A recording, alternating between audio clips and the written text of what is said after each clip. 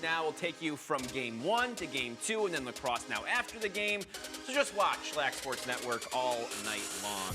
And it's all, it should be fun. Looking forward to the CAA tournaments kicking off tonight, guys.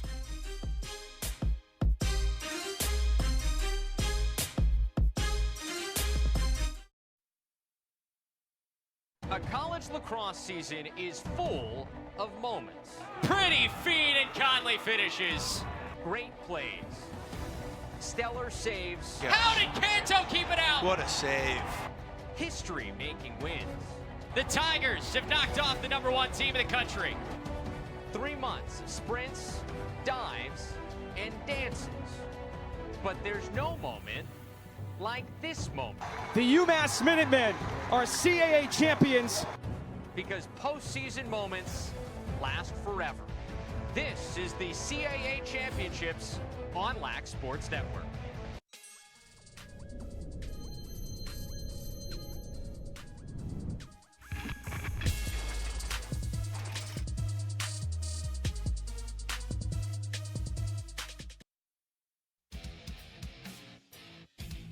Lax Sports Network is proud to present the Colonial Athletic Association Men's Lacrosse Championships. Tonight, live from Garber Field in Amherst, Massachusetts, it's the CAA semifinals. We kick things off with the top seed, 13th ranked UMass Minutemen against the 4th-seeded Drexel Dragons.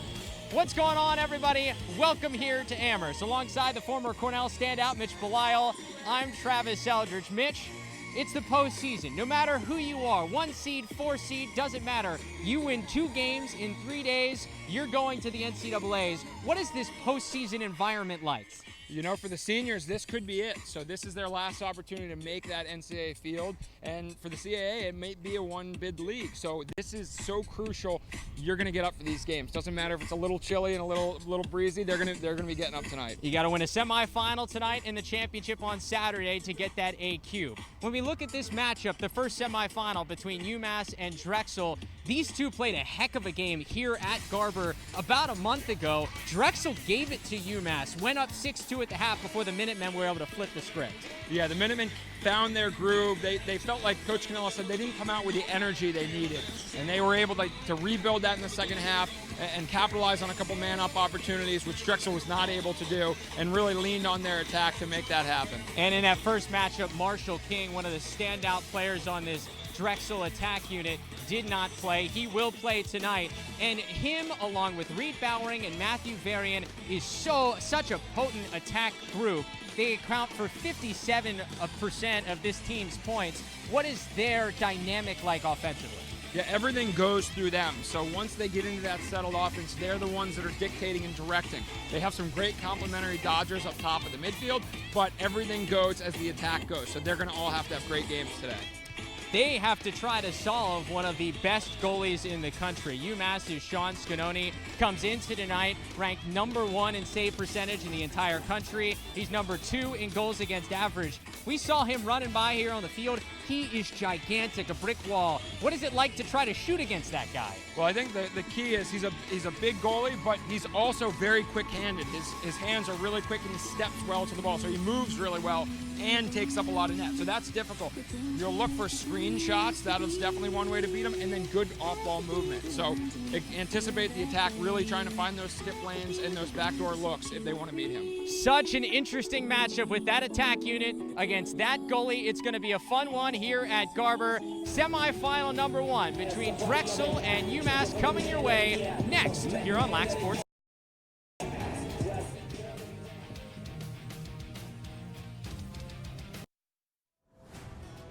Speed. Power. This trophy is not given, it must be earned. The NCAA Men's Lacrosse Championships. May 25th through 27th at Lincoln Financial Field in Philadelphia. In the stick, boom, on the money, cradle on the pass. Win the first championship! Visit ncaa.com/lacrosse to get your tickets today. And we are ready to go here at Garber Field, the first of 2 semifinals here on Lax Sports Network. The top-seeded UMass Minutemen meeting the 4-seeded Drexel Dragons. Once again, Travis Eldridge and Mitch Belisle along with you. Taking a look at our starting goalies tonight. Once again, it's Ross Blumenthal, the freshman for Drexel. He got into this starting role about midway through the season, part of that Philly 4 Lacrosse Classic. He has not given up that starting role, continuing to find his way in the crease, a CAA all-rookie team selection for the Dragons. At the other end, a guy who has proven everything he needs to the entire country. Sean Scanoni, he was an Inside Lacrosse midseason All-American this season, the Defensive Player of the Year in this conference, leads the nation in save percentage, one of the top goals against average in the entire country as well. We talked about him in the open. He is a brick wall in the crease for the Minutemen. At the face-off X, this should be a really good matchup. Tom Myers for UMass at one end, about 62% on the season. Jimmy Koida, 56% for the Dragons. This was a great matchup in the first meeting, and we are off in the CAA semifinals. Myers wins the opening faceoff, but he's stripped of the ball, and Koida able to scoop it up. Great effort there, hustling back in the hole, and that is going to be a trademark of all these games. The seniors, as I mentioned in the opener, the seniors, this is could be their last chance, their last game. They're going to give it everything they've got, and that includes chasing guys down off the faceoff. And just about 2 seconds to get it over. Drexel able to do it with Stabbert. And they'll get the first offensive set today. We talked about this Drexel offense in the open. One of the top offenses, not only in the conference, but in the entire country. 13th in the nation. This is Colin Mailman out of the midfield, and he strikes early. A little shimmy shake. Well, you asked how are they going to beat Scanoni? Well, I'll tell you what, if you put it off the pipe and in, those are pretty tough to save.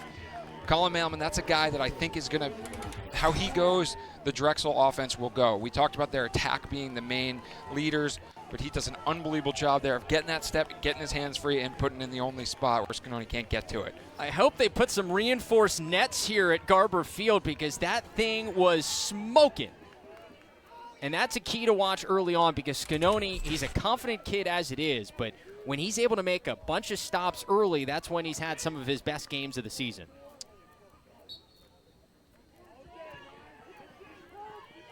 Myers won that initial faceoff for UMass, of course, was stripped as he was going toward the goal. And once again, Drexel able to win it after UMass had won the initial faceoff.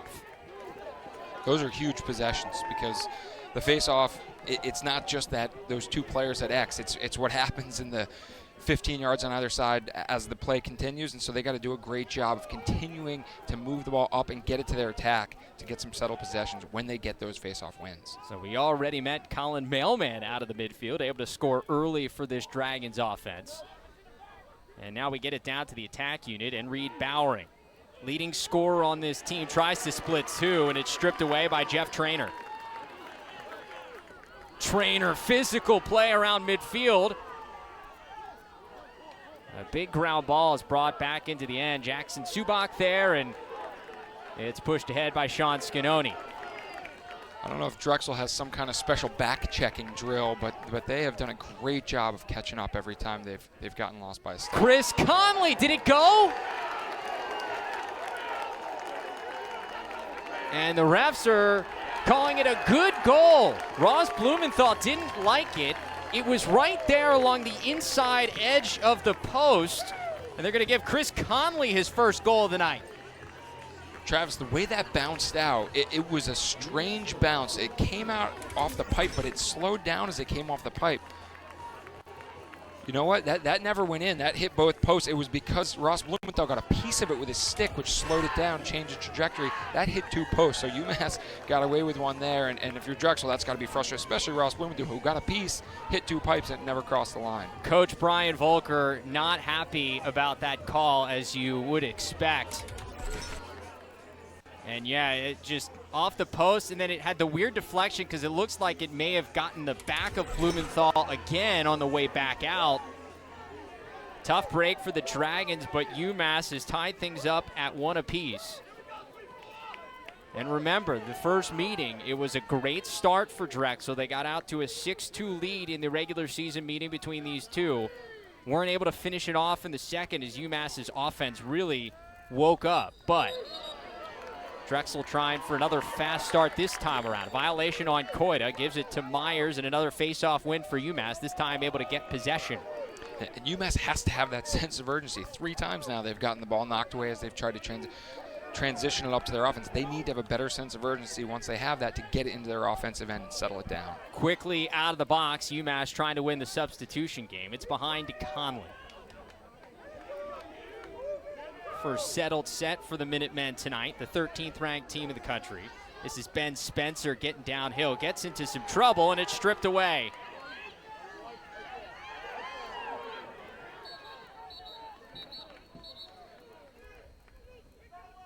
And a kicking call. You don't see the kick in the stick call away from the face-off X very often. UMass keeps possession, and it's a fresh 80 seconds as well. This is a UMass offense, number 2 in the CAA, scoring nearly 13 goals per game. Surprising considering you think so much about their defense, ranked number 2 in the country, but the offense has been really good as well as that shot sails a little wide. Yeah, and they've been getting contributions both in front from the midfield and also attack from X. It'll be interesting to see what Coach Volker does here. He talked about throwing some different looks to make their offense uncomfortable. So look for a couple different looks, whether it's zone or maybe bumping a short stick down to cover some of their attackmen. Philpott's shot is staved by Blumenthal. And Drexel a chance to go in transition.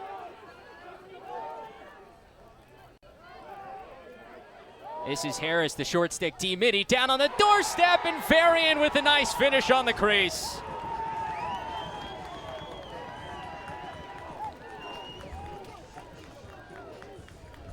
Great job by Matthew Varian there, catching his defender, looking at the ball. He sneaks back door and finds that soft spot in the defense. And an excellent feed there. Nice work there by Cam Harris to find him on the inside. Cam Harris, a guy who is primarily a short stick defensive midfielder, but we've seen his ability on offense. He scored the game winner in double overtime against Michigan earlier this season. Comes into the night with 7 points, and he's got an assist on that pretty feed to Varian. When you're coaching players, Varian does a nice job there of finding that green space in front of the goal. His defender had slid, so he found that area, that soft spot, that made it harder for the defender to get back in the hole and was able to put himself in a great scoring place. Push on Drexel gives another possession to UMass. They've been terrific at the face-off X when it comes to the initial face-off, and now we see if they can get another possession out of it after a couple of early strips after face-off wins.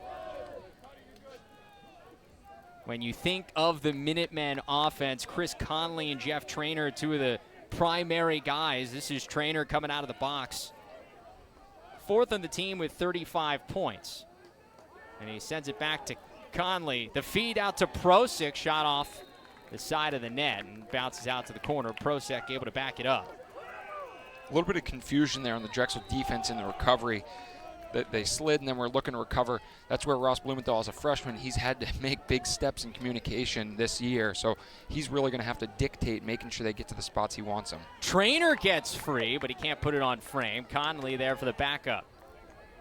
Traynor, a guy who was 0 for 10 shooting last week against Delaware until he finally got one to go in the 4th quarter. Ended up being the game winner. Nice little out-of-bounds play. We saw Traynor put his one fist up. They ran a nice little up pick. Saw that last week. Princeton Cornell for the game winner. A little up pick for Clark Peterson. Jeff Of course, T you had to bring up the big red early. Defensively, you just got to switch through those matchups and make sure you do a good job communicating. Kevin Cutnella taken down, and a pickup on the ground ball, and here comes Drexel. Looks like the refs are going to let the boys play today. This is Bowering down on the doorstep. He draws the matchup with Sam Eisenstadt. So much made of how electric Isaac Paparo is, especially in transition and causing turnovers. But the guy drawing the top assignment for UMass all year has been number 44, and Sam Eisenstadt does so once again tonight. Paparo now working against Varian. And Eisenstadt, not the biggest guy, but you can, and certainly not the thickest, but you can tell he's got great fundamentals. He sits down, and that's going to be a key matchup against Bowering. He's going to have to sit down in his chair and play good one-on-one defense. Here's Marshall King. Didn't play in that first matchup. He was out with an illness, something that just kind of struck him the night before the game. He did not play against UMass in the regular season. That, of course, a big impact guy. This skip pass somehow gets through to Fox, a save by Scanoni. First stop. Good recognition there. He realized he had a short stick. UMass sent that slide early, tried to find that skip. A great job getting sticks in lanes by UMass to knock down that pass. Nick Fox was still able to corral that and get a good shot off, but big save by Scanoni. You mentioned him getting that momentum. Those are the kinds of saves that a goalie can build off of. When they move, they step to the ball, and they get those big saves. That's how you start to build that confidence. You can start feeling good. Mulcahy dishes off for Varian. That shot got a fresh 80 seconds for Drexel. Dragons. Varian's bounce shot goes. Drexel with an early 3-1 lead. We talked about Varian working off ball last time in transition. This time he does it on ball. Does a good job of recognizing a little bit too much pressure by Elcock there. He feels that he has that extra step, and now players are so good at that turnaround shot. They don't even need to square their shoulders to the goal. You can see he takes that extra step, and once he's got his shoulder in front, he just whips his body around into the shot and does a nice job finishing far side.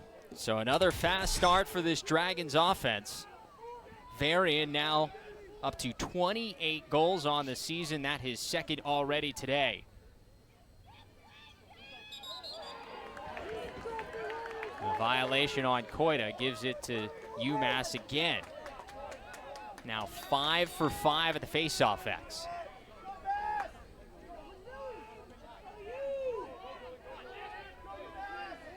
It's the UMass team getting a chance to host the CAA tournament as the top seed for the second straight year. Last year ran the table in conference. This season coming in with just the one loss to Hofstra in overtime. Top seeds in this tournament have won 3 consecutive CAA titles. Towson doing it the 2 years prior, and then UMass last season. This is Ben Spencer coming out of the box. Tosses back to his brother Devin, who tries to find Nick Roy up toward the top, and he's able to corral it. And a tough pass is scooped up there by Matt Klingus. Great defensive stand there. UMass hasn't been able to get high-quality looks, and if they have, they haven't hit the net. So they're going to want to settle down a little bit and get some good shots on Cage. Test Blumenthal, make him work a little bit harder. Right now he's feeling pretty confident, and he's only made 1 or 2 saves.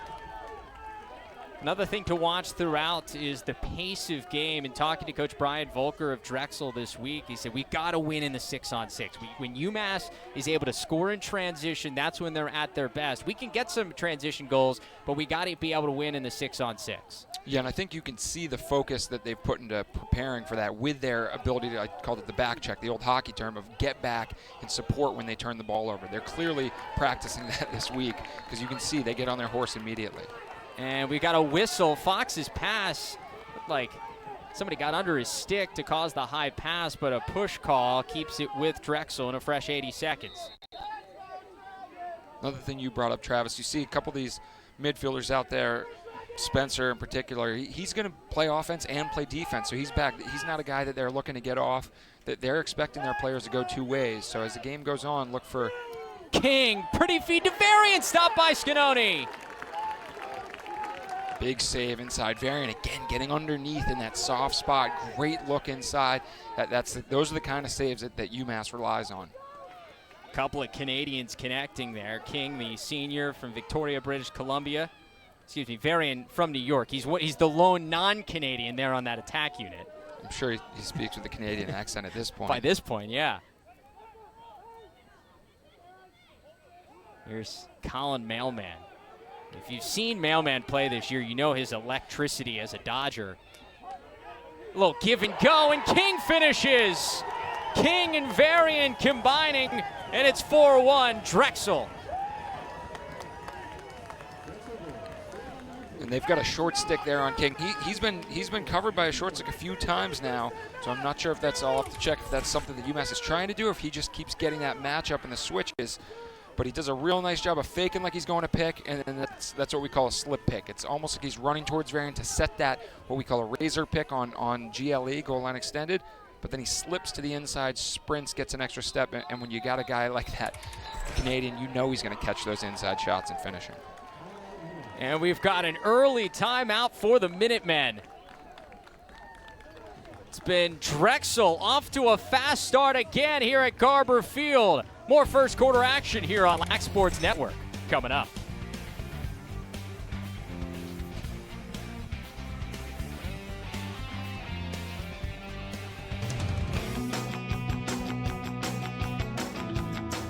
Hey everybody, Tom Ashton here in the LSN studios. It's time for the Men's Player of the Year watch, what we've been watching all year. It being the final weekend before the NCAA tournament, today we unveil the finalists, and they are Grant Ament, Pat Spencer, T.D. Erlin. Ament leading the nation in points per game, the only player to average more than 7 per contest.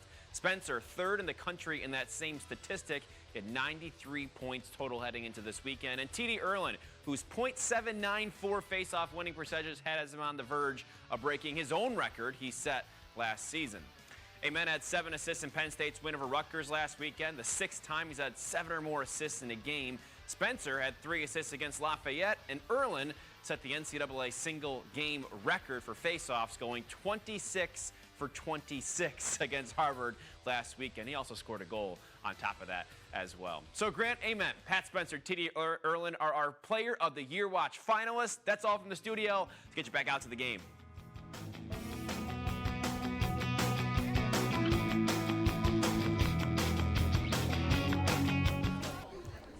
The 4-seeded Dragons coming out firing early. They've got a 4-1 lead over the top seed UMass Minutemen through about half of this first quarter so far. Travis Eldridge and Mitch Belisle back with you. Mitch, this is like deja vu all over again from the regular season meeting. Yeah, Coach Cannella said he wanted to avoid this exact situation, coming out flat, feeling like because you're at home, because you're the top seed, this is your God-given right to win this game. They're going to have to earn it. And Drexel has come out, and I've been very impressed by the effort they've been given, and it looks like they're a step quicker to every ball, and that's ultimately resulted in 4 goals. Coach Cannella told us this week, hey, the message to our team was, just because you're the top seed doesn't mean this thing's going to be handed to you. They can come in and kick your butt, and so far, Drexel's off to a great start. Kick your butt. He was a little more forceful, but I like the word choice that you used there. Slightly paraphrased for things that we can say here on Lax Sports Network. Another face-off win for Tom Myers. A give and go. Myers shot sails high. Interesting. That's the second time we've seen Myers line up for a shot. He doesn't have a goal yet this season. And then a caused turnover here along the end line. Sean Quinn gets it, and a loose ball scooped up by Drexel. I think Myers might have been taking notes on Marshall King's goal. That was a really nice little slip and go.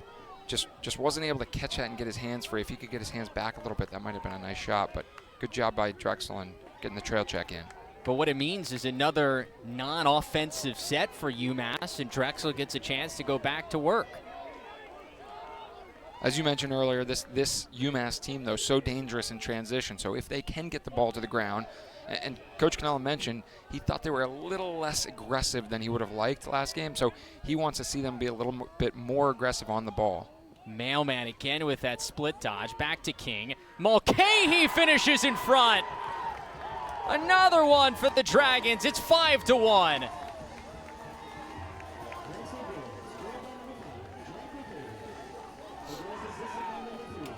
And that is just classic lacrosse. Dodge hard, draw a slide, move it twice, find the open man. It's nothing spectacular. You see the double team, they move the ball once, they find the inside look instead of keeping it going forward. It's very simple game if you execute well, and that's what they've been doing every possession on offense is they're executing, and that's the difference right now. What a start for Drexel. They've scored 4 straight. They've got a 5-1 lead, and in the one goal they still have a problem with. This has been about as good of a start as you could ask for the Dragons. And UMass still doing well at the faceoff X. Now they just need to make sure they capitalize when they get these opportunities. Again, getting everyone to get a touch, getting a couple different dodgers and spinning the ball is what they need to do over these next few minutes. You're a guy like Prosek. You haven't seen the ball in what probably feels like hours, we got to get the ball at least into his stick. Even if he's not taking a shot, get him moving, get him to feel like he's part of the offense. Yeah, you have to think that guys like Trainer, Chris Conley got to get involved here for an offensive set for the Minutemen. This is Spencer working from X, kicks it back out to Tobin. Tobin with 5 points in his last 2 games. He's really come on as of late.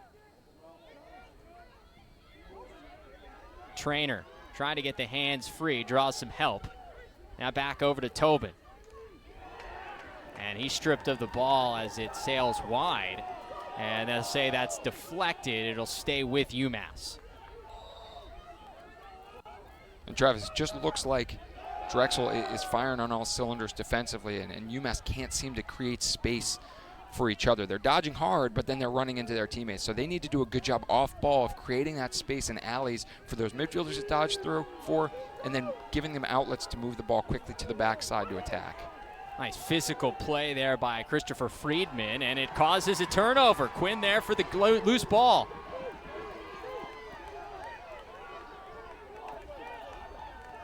And a chance to set things up for the Dragons once again. Sean Quinn, a second-team All-CAA defenseman, and he's got a couple of ground balls here early. Interesting to note something that Drexel's doing at the other end. They're short-sticking Chris Conley, one of the top offensive players for UMass. The coach mentioned they might try that look. Clearly, I think they're probably going to stick with it at this point. It's worked so far. Here's Mulcahy at the other end. Scored that last goal for Drexel. And this is where they've tried a couple things. They get out of their offense. This is where you want to settle it back down, work it around, and try to spread that defense back out. Tough angle for Reed Bowering, but the rebound comes out to Mulcahy. Swung around to Fox. Fox stripped of the ball. Isaac Paparo gets a stick in there, but Fox somehow keeps it. Moved along to Varian. Stopped by Scanoni on the doorstep.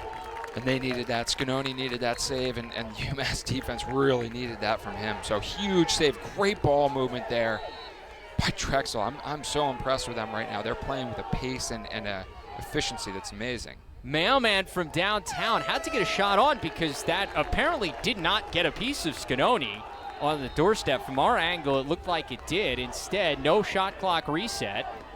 And so it's a shot clock violation on Drexel. Good defensive hold for UMass. UMass got lucky there. They were offsides by a step, but it looks like they jumped back onsides just in time as the ball went across. What do you do here if you're the Minutemen? Because as we take another look at this save, it looked like maybe it got a piece. It looked like it had deflected, but the ref's saying no. How do you get into a rhythm offensively through almost the entire quarter? I think the big thing is making sure that you're getting everyone touches and working the ball around and not getting away from your game plan. That's, I think, what becomes an issue is guys start squeezing their sticks thinking, I have to do it all. And we saw one time early, Trainer tried to run through 2 guys and they turned the ball over. It might have been Tobin, turned the ball over. But they need to make sure they stick to that team-based system and chip away. There's a ton of time left. 20 seconds on the shot clock here. It's Chris Conley's got his man hung up. And this dive is... And he stepped in the crease. He slipped. It's been a little bit of a drizzle throughout the afternoon. Turf's a little wet, and he slipped and stepped on the crease. And that is another turnover here for UMass. Already 7 turnovers on the afternoon in this first quarter. Coach Volker said they're going to dare Conley to dodge him. He said he's an unbelievable scorer, and when he's around the crease, he finds those seams, but he hasn't really broken his man down one-on-one, and so he's going to challenge him to do that. And right there, he had a chance with a hung defenseman to maybe get that dive shot, but steps in the crease before he's able to do that. Only about a 4-second difference between the shot clock and game clock, so Drexel can essentially hold for one here. And this is the spot where Colin Mailman, we can get a full head of steam. We've seen his ability really shine brightly. Down to Bowering. Skip pass across to King, saved by Scanoni. And a loose ball scooped by Paparo, the behind-the-back feed. And UMass has a chance to go in transition. Unsettled. Conley stripped away, taken down. A loose ball won by Drexel, and that will bring us to the end of our first quarter. What a statement by the Dragons in the first 15 minutes. They've scored 4 straight, and the 4 seed has UMass, the top seed, on the ropes early on in the CAA semifinals. Dragons breathing some fire here at Garber Field. Second quarter coming up on LSN.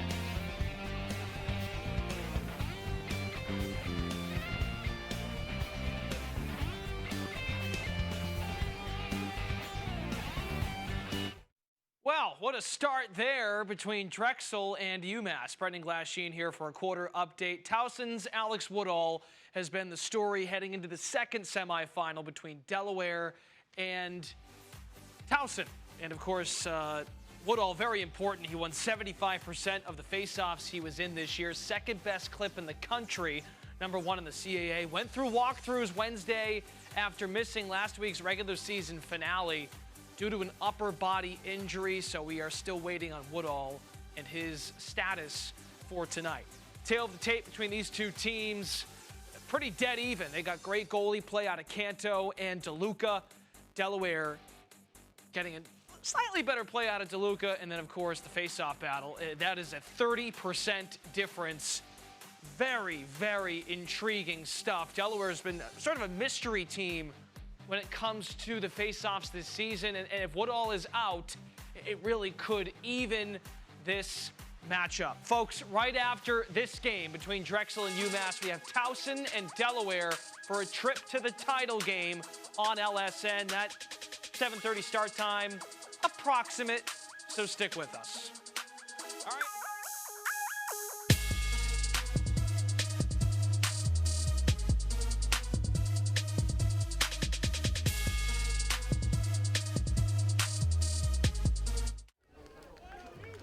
Welcome back to Amherst, Massachusetts. The CAA semifinals here on Lax Sports Network. The 4-seeded Drexel Dragons with a 5-1 lead over the top seed and host school UMass through 15 minutes. This is very, very similar to the regular season meeting. About a month ago, Drexel came in here, took a 6-2 lead into halftime, but they had allowed UMass to get a goal or two there at the end of the first half, and it propelled the Minutemen to a big run. They finished outscoring the Dragons 8-3 in the second half. So UMass has been here before. No time to panic, but another slow start for the Minutemen against this Dragons team. Yeah, it's kind of Coach's worst nightmare. He said this is exactly what he didn't want to happen, but at the same time, they've been here before and they were able to claw out of the hole last time.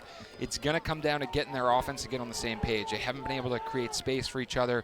Their dodges have not really been effective, and then Drexel's got to give credit to Drexel. They're doing a great job one-on-one, and they're knocking down passes, or when UMass makes errant passes, they're getting the ball up and out quickly. So UMass just needs to settle in a little bit, run their offense, and make sure they can get on the same page to get some good quality looks, which they haven't tested Blumenthal yet.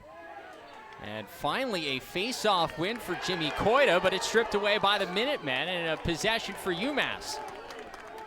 Kind of the opposite of what we saw for most of the first quarter, where UMass was winning face-offs, but Drexel was causing turnovers. This time it's vice versa. And the Minutemen get the first possession of the second. Give a lot of credit to this Drexel defense. Throughout, at times this season, they were the real question mark on this team, but they've solidified themselves down the stretch of the season. Yeah, and they've got a lot of veteran leadership up as you move up, but it starts with a freshman in net, and sometimes that takes some getting used to. The communication piece is such a big element. Tobin gets free, a save by Blumenthal. And that's big for the freshman. We were talking with Coach Volker about that specifically.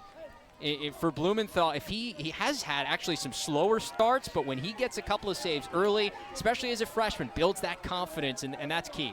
Yeah, and that the thing with confidence on the defensive end, it's so cyclical, because once the goalie's confident, the defense can start pushing out a little bit more, being a little bit more aggressive, and then that lets him see shots that are even easier to see. So look for them to build off each other here.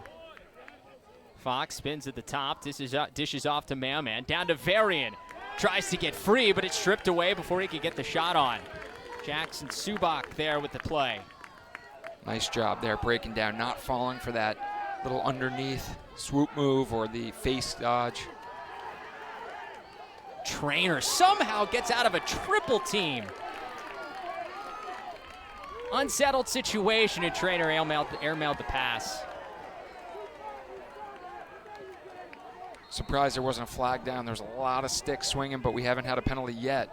So it looks like the refs are going to let him play unless it's egregious. And check out Trainer. Somehow gets through 3 different Navy jerseys. The third baseball bat swing is the one that I think the UMass sideline was putting their arms up. And there's the flag. We've got a flag down and a free possession here for the Dragons. And this Drexel man-up unit is one of the best in the country. They're sitting there at 50% on the season. That's number 3 in the NCAA. Big reason is the King, Bowering, and Varian trio at the top. Well, and one of the things that Coach mentioned, they were 0 for 3 against UMass late in the game on man-up, and King was not in. So that offense goes, that man-up goes through him. Physical play, loose ball comes down to Varian, still loose. Remember, penalty is coming as soon as UMass can touch this thing up. And they do, and this will trigger the penalty. And they got him for a hold here. This is one of those where you're UMass, you're saying you're not going to call the slash as Trainer gets baseball bat swung, but then you're going to call us for a hold. That's a tough one.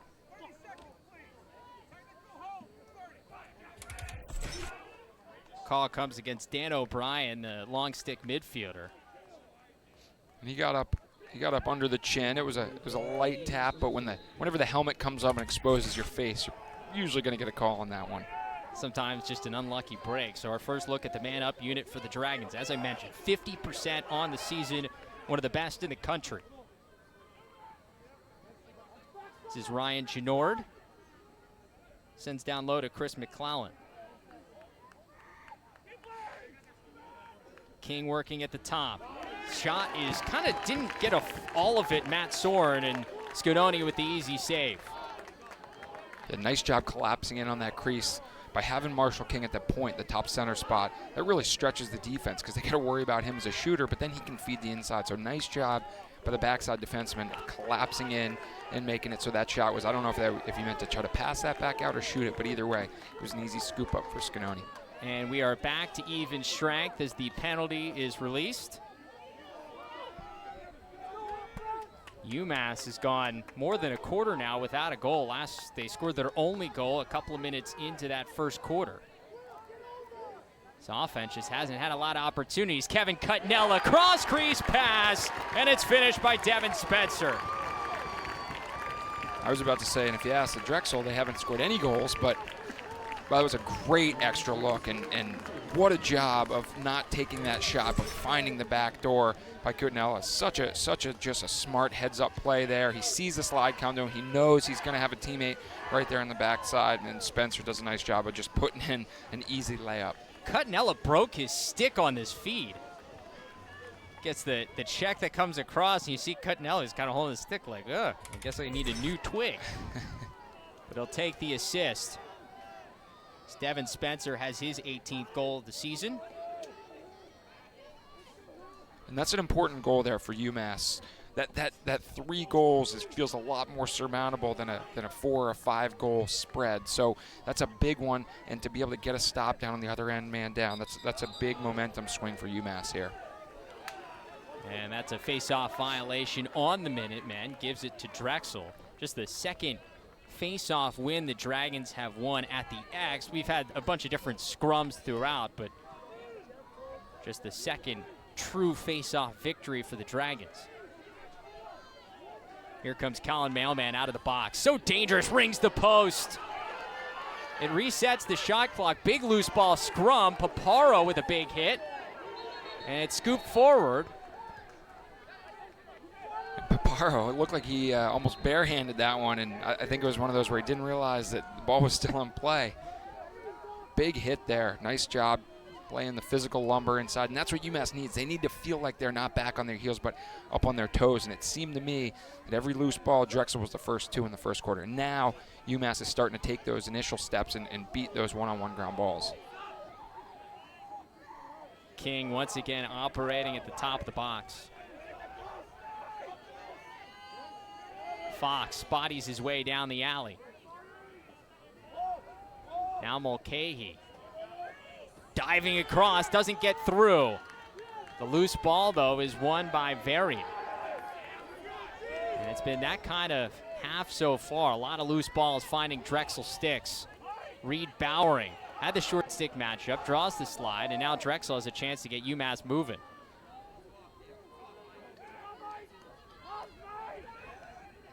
Shot well off from Fox. UMass's defense, they also seem to be a little bit more on the same page. I think they're starting to talk, and they're also recognizing that slide and trying to send that a little bit earlier, and that's made the difference this quarter. I also think Drexel was moving the ball so quickly as soon as they saw that slide in the first quarter. As fatigue sets in, as UMass starts to do a better job on their second slides, that becomes more difficult. This is Varian, skips back out top to Mailman. Little shimmy shake, shot wide. Seems like whenever Mailman wants to get a shot, he seems to be able to. What a great athlete in the midfield. Yeah, that shot he took before this one, prior to this one, hit off the crossbar.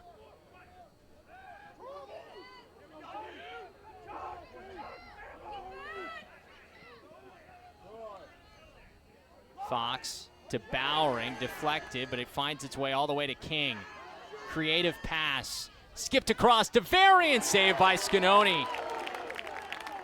Yeah, this UMass defense is starting to find their rhythm. You can see that second slide and the recovery is the key. They're able to, once they make that slide, they're recovering back to the backside and then keeping their sticks in lanes. They knock down that pass, making that easy skip difficult.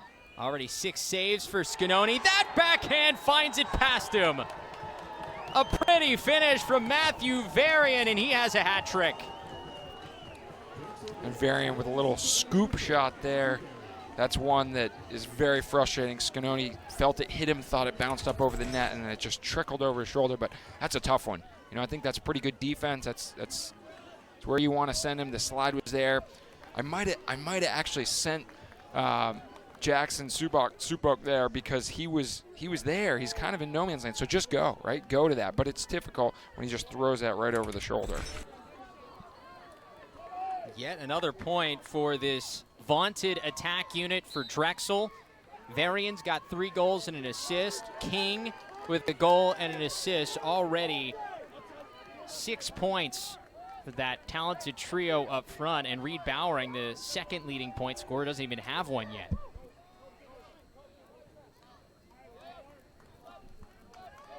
Big offensive possession here as Jeff Traynor gets free.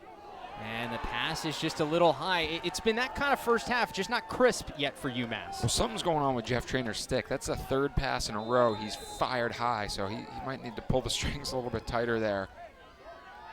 He's doing a good job of getting the ball out of his stick. Now he's just got to get it accurately so they can keep spinning it. It's already the 10th turnover of the first half for UMass.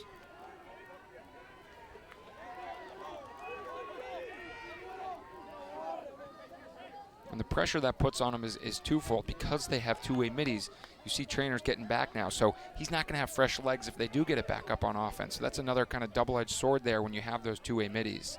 Mailman gets free, and he finds the back of the net. Colin Mailman's got a pair.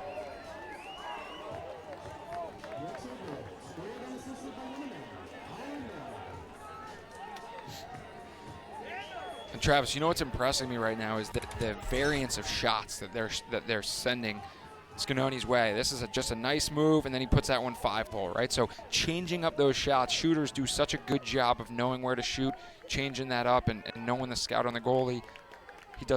Scanoni does such a great job of moving his body, moving his stick, but catches him, frees him, puts it 5-hole there after the last 3 shots he had taken rung off the top crossbars or pipes. You know, I took Mailman maybe as a jazz fan, but he went with the air guitar. You know, the Mailman, Karl Malone. Apparently he's a rock and roll fan. That was really bad. I'll let the joke speak for itself. A face-off win here for Drexel. We've got a whistle. And ball stays with the Dragons as Jimmy Coita gets another face-off victory. 7-2, Drexel in the lead here midway through the second quarter. Remember, they led 6-2 in the first half, the first meeting between these two about a month ago. Mailman really feeling it. Yeah, there's a level of confidence right now that Drexel is exuding in the offensive end, and that's what makes them so dangerous, is when they got guys like Colin Mailman who are putting it in from different spots, and then you still have Reed Barron who hasn't scored. You still have Marshall King. There's so many weapons they have when everyone's clicking.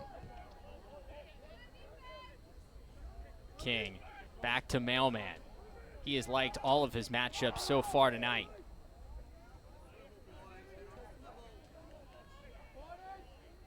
This is a Drexel team that missed the CAA tournament last year for the first time since 2011. When we spoke to Coach Volker about it in the preseason, he said that really stung. And it's one of our goals every single year to make the postseason, and it's something they didn't do last year and has been a rallying cry for this team. They find their way back into the postseason as we've got a timeout here on the field. And they have a chance to win 2 games in 3 days and find their way into the NCAA tournament. Remember, coming up next here on Lax Sports Network, Mitch and I will be back here in Amherst for the second CAA semifinal between second-seeded Towson and third-seeded Delaware. Tigers defeated the Blue Hens in the regular season 14-12 with Grant Maloof and Brendan Sunday combining for 9 goals in the game. Face-off set for about a half an hour after the end of this game, so do not go anywhere. Lax Sports Network, your exclusive home for the CAA Men's Lacrosse Tournament. That should be another good one as we take a look at the Drexel huddle. Coach Brian Volker, in his 10th season coaching the Dragons, has won CAA championship back in 2014. This Drexel team looking to add another to the resume. That 2014 team, remember, went on and beat Penn in the opening round of the NCAA tournament. Kind of surprised a lot of people. That Quakers team was really good. Yeah, exciting season for them back in 2014. You know, Coach Volker has had so many changes over this roster, but their offense has been so consistent. So these are guys that were on that 2014. They just missed that 2014 yeah. team. They came in the following year and have continued to build something that's pretty special on the offensive end. And you can see the level of connection between King, Bowering, and Varian, and they are all on the same page, and they're doing a nice job of keeping the whole offense involved. And that right now is the difference. And you see Varian with 3 goals and an assist. He was left off the 2 all-CAA teams that were released earlier this week. Matt Varian learned of that yesterday as the polls were released, and maybe a little bit of a snub because he has been as good as any attackman in the country. It's tough, though, because you look at this list of guys and you see Ryan Tierney, the numbers he put up, and Brendan Sunday, Charlie Kitchen that we're going to see in this second semifinal. It's not like you just almost needed to make room for him because he has had such a good season. Well, and you wonder how much is hey, this guy's a junior. He's got another year to do it, right? Maybe give it to a guy who's a senior. Give it to a guy who's so far up there, and then this guy has a chance to earn it next year. Well, he's earning his keep so far with 4 points, as there was a kick save from Scanoni that resets the shot clock here for Drexel. And there was Mailman again, I believe, for that shot. So he's continuing to take it to the rack, and Scanoni might have figured him out a little bit more, but he'll have to continue changing up his shot angles. Here comes Reed Bowering from the wing. This is where he's so dangerous. Shot just a little wide. And he stepped in the crease. The Canadian so good at those tough angle finishes with getting his stick angle correct, but couldn't get that one on frame, and UMass gets a possession. And this is a possession they badly need, and they want to, again, I'll come back to it time and time again, when you don't have possessions for a really long time, you need to get everyone to touch the ball, to feel involved, to make sure that they feel like they're part of this unit. So look for them to spin the ball around, get it back up top to Trainer, and see if he can make something happen.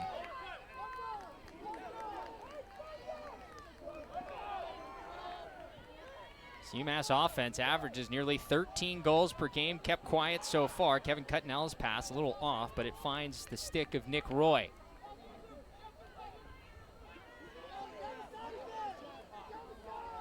Tobin swings around to Jeff Trainer. And he's drawn a lot of attention from this Drexel defense. Tobin now to Conley. Moved along, one more to Trainer, stopped by Blumenthal. And good save by Blumenthal, but I thought that was the best offensive set that UMass has put together. They dodged, they drew slides, and then they moved the ball twice to re-attack. And they need to keep doing that. And sometimes it takes a few times before you crack the code, but that's what they need to do offensively, and you can see that confidence start to build once they run that effectively a few times. And that's where you find the breaks and the cracks in the armor and are able to put those shots on goal. Good start for the freshman Ross Blumenthal in the crease for Drexel. He's got 4 early saves. He had a career best 15 saves earlier this season in a loss to Delaware, a 15-13 loss. This Drexel team, the only team in the CAA tournament under 500 in conference, coming in at 2-3, but they played just about everybody tight. Moved along to King. Skip pass across to Fox. Winds and fires, and he finds a corner. Fox has got his first of the night.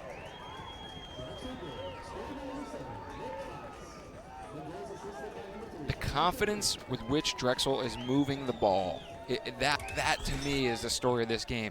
Every time they draw the ball, they quickly look up, they find the open man, and they move it. That's just a great skip look to the backside.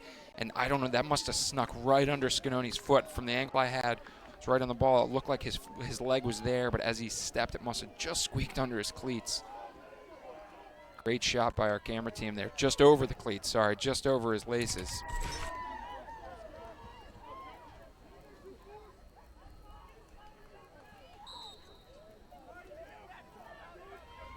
Currently a 7-1 run here for Drexel as you got a big hit and a flag down. Christopher Friedman, the Dragon that hit to the turf. Jimmy Coita riled up. And if you're Drexel, you don't want to give anything back. This is an opportunity to put your man-up unit back on the field.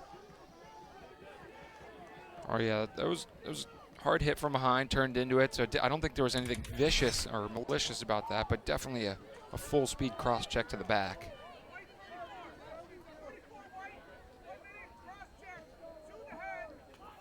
That's an unreleasable penalty for a minute, so you give this Drexel man-up unit 50% on the season coming into this game. 0 for 1 tonight, but you give them a minute of opportunity here. Yeah. And your face-off guy is the guy in the box. Right. So, you talk about having an in-home. He's probably also the in-home. So that's one of those guys that you'd like to have out there as you get the opportunity to win the ball back and kill some of that minute-long penalty. So Dragons once again man up, 0 for 1 tonight. Shot and a score. A low to high rip from Chris McClellan.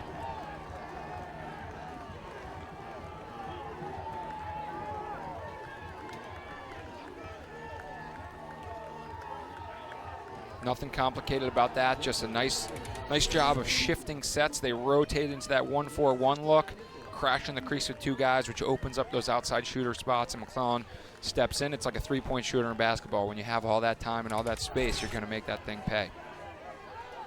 And so now you've got your face-off guy, Tom Myers, in the box, so he can't come out to win this. So you've got a man-down face-off with your backup guy out there, and it looks like Tyler Green is settling in, but I gotta imagine he's not the warmest right now. No, he's about 40-degree temperatures on the sideline the whole, and he doesn't have any help for the wings, but able to win it. And there's Isaac Paparo, the All-American, right place, right time, gets it to Jeff Traynor, and he has a chance to run out the rest of this penalty. Well, that's how you spark your team right there. You come off the bench, you can see. Getting a little pound there from Myers. Myers says, way to go, man. Way to bail me out. You got 15 seconds left on the extra man, but UMass has a chance to run the rest of that out. Not allow Drexel to score more than the 1 goal. And this is one thing we haven't seen. We haven't seen any inverting from UMass. So Tobin's got the ball behind. This is the first time we've seen them bring a short stick intentionally behind, other than when they're getting that matchup with Connolly. Back to even strength. Tobin rolls near side.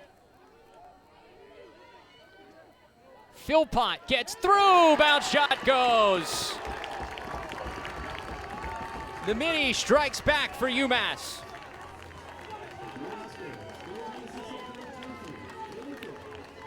And Travis, watching UMass previously, their midfielders are so good at getting that almost that hook around and underneath into the bottom of what we call the island. They do a good job of dodging, and then when you feel like you've pushed them to the spot, they hook back into the middle and get their hands free. So that is a spot I think they score a ton of goals from. If they can get that look over and over, that's something that's going to put a lot of pressure on Drexel to start sending slides there. Billy Philpott's 15th goal of the season. A guy who is primarily just a short stick defensive midfielder last year has become much more of a two-way guy and much more of an offensive threat this season. Koida wins another face-off for Drexel. And I might try putting Tyler Green out there. You know, he's 1-0 right now on the face-off win. It seems like Koida has got Myers' number, so why not try Tyler Green out and see if he can do something? Remember, this UMass defense is one of the best defenses in the country. Number 2 in the country, giving up less than 9 goals per game. Drexel's already gotten to 9 in this first half.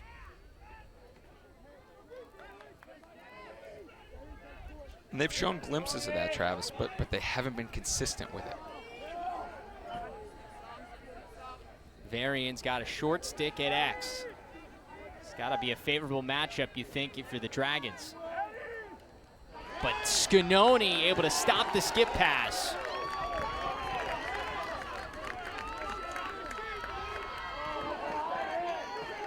A little bit of trouble here for Charlie O'Brien, but he gets out of it. And UMass able to get over with a couple of seconds to spare. Not a lot of early offense for UMass has been available. No, they've been content to slow it down, and I wouldn't be surprised if we see that change in that halftime adjustment that Coach Cannella makes. Look, we're down 6 goals or whatever it may be. We need to continue pushing the ball. If you have a look, let's try for it, right? But at this point, they do want to get their offense to get in some kind of rhythm and flow so they can feel like everyone's getting involved. About a 9-second differential between the shot clock and game clock for UMass. Skip pass across. Corralled and a little twister finish. Charlie O'Brien gets another one back for UMass.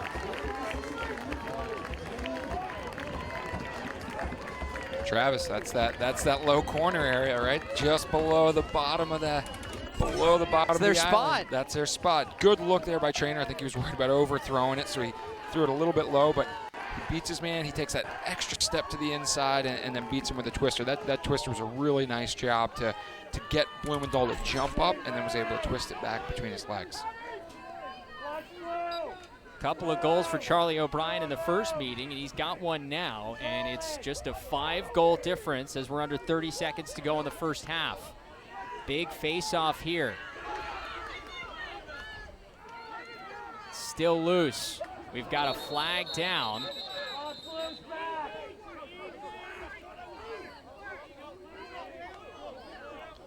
The UMass sideline is not happy. They're calling that on UMass.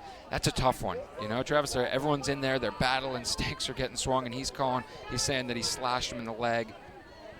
That's one that I think if I'm Coach Cannella, I can understand why he's frustrated. Another call on the face-off man, Tom Myers.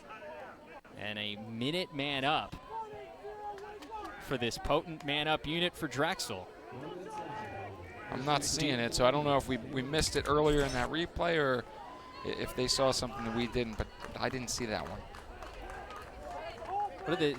Do you just hold this if you're the Dragons, get the opening face-off, avoid the opening face-off the second half? 100% yes. risk UMass getting any kind of momentum here? Absolutely. Keep the ball, keep the 5-goal lead, and then keep the ball on your stick when you come out in the third quarter.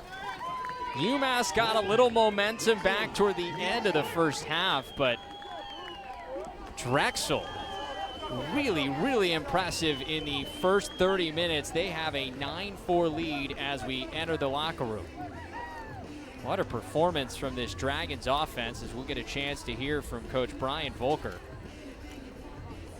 An impressive start to this one. Second straight time here at Garber Field that they've been able to get off to a fast start. Of course, led 6-2 during the regular season meeting between these two. And so we have Coach Brian Volker joining us down on the sideline. Coach, what was the biggest thing that got you off to this fast start? I just thought we played a little bit harder than them, controlled some of the ground balls, played really good defense for a while there. They started to make a little bit of a comeback. And then our offense was just super unselfish and took advantage of opportunities. Now, you've obviously been in this position at this field before. Yeah, what are we going to do different in the locker room to make sure the boys are ready to go in the second half? Yeah, we just have to come out fired up again and get ground balls and control that middle of the field. I mean, these guys are great in the middle of the field. Step up and play D and bury opportunities when we have them. And if we do that better than them in the second half, we're going to win the game. Coach, we appreciate the time. Good luck in the second half. Thanks a lot. Drexel coach Brian Volker, his Dragons with a 9-4 lead here at the break at Garber Field. The 4-seeded Dragons have the top seed on the ropes through 30 minutes. We'll be back with the second half coming up. But for now, we send you back inside the LSN Broadcast Center. Tom Eschen with the LSN Halftime Update.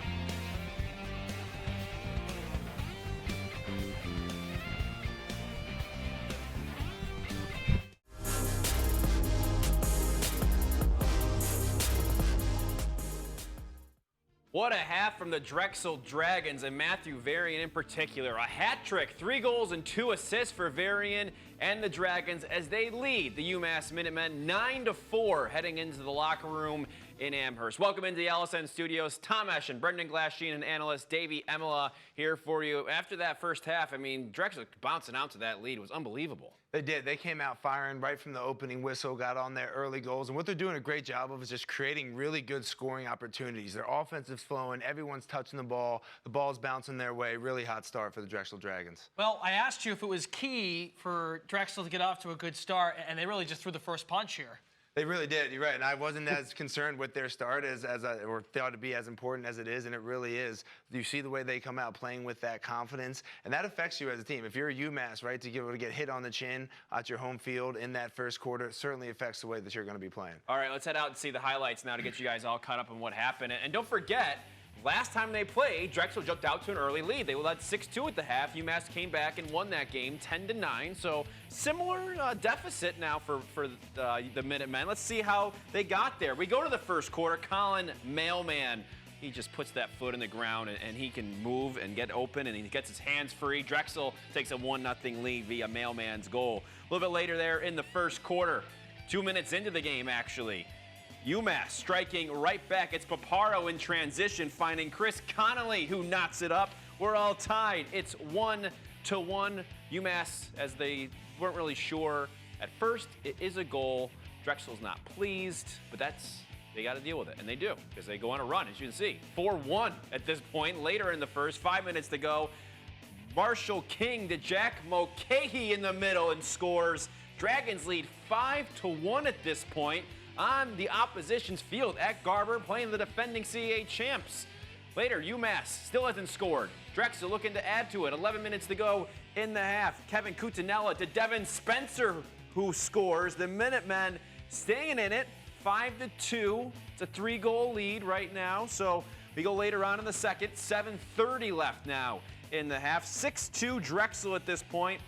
It's Mailman once again finding himself open, because that's what he does. Gets himself open. Drexel takes a 7-2 lead, and the celebration, little air guitar to boot. So 9-4, Drexel leading at the half. As I mentioned off the top there, Varian with 3 goals and 2 assists. Mailman, you saw his 2 goals there. Marshall King also with 3 points. He has a goal and 2 assists. On the other side for UMass, as you can see by the score, they've only got 4 goals, and 4 different players have scored those 4 goals. Diving a little bit deeper into those first half stats now.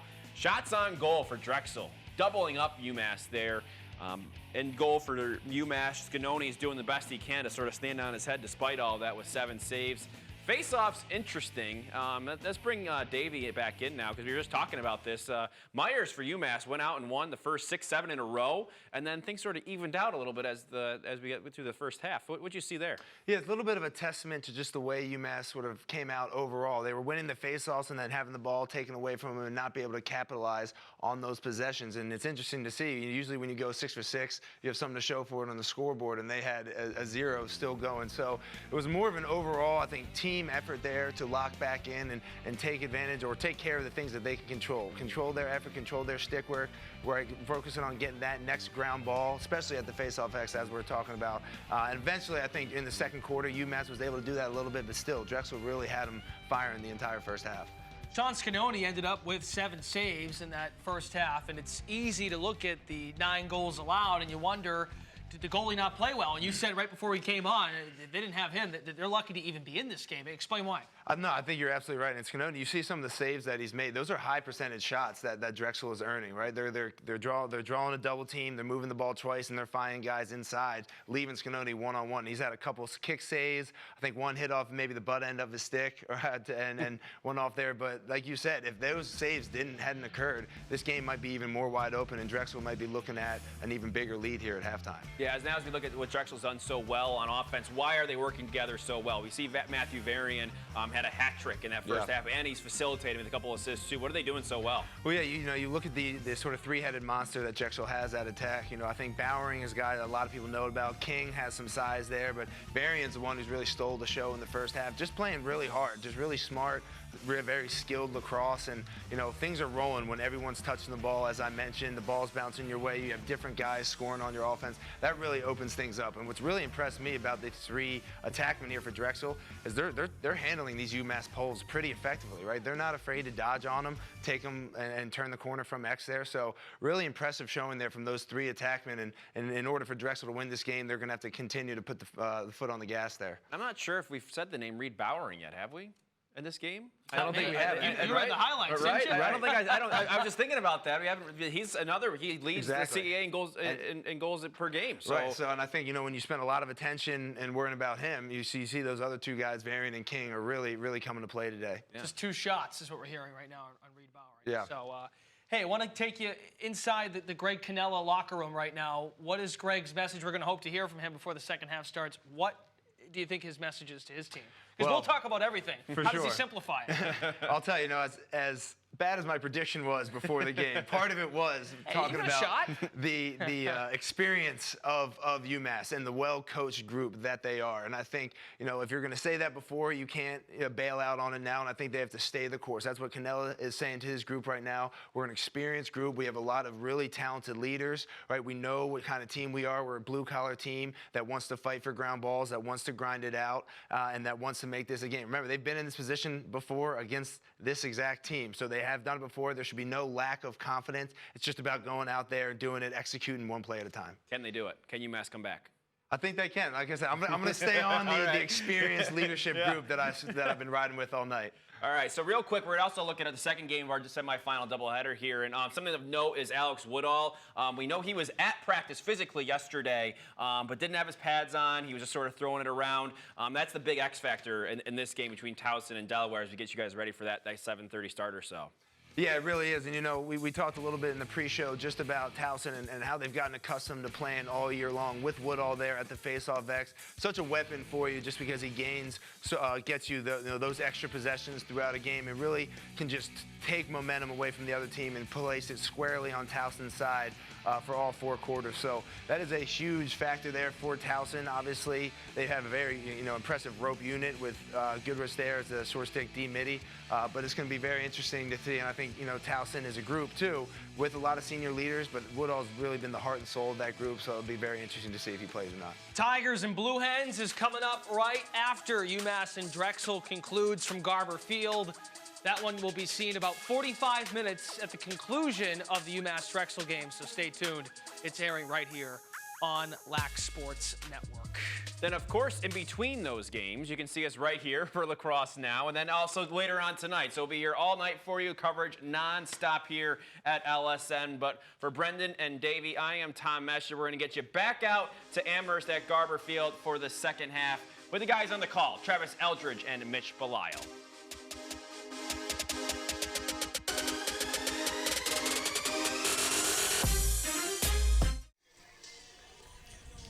Welcome back to the CAA Championships on Lax Sports Network. Getting ready for the start of the second half. The 4-seeded Drexel Dragons with a 9-4 lead over the top-seeded UMass Minutemen. We're joined by UMass coach Greg Cannella on the sideline.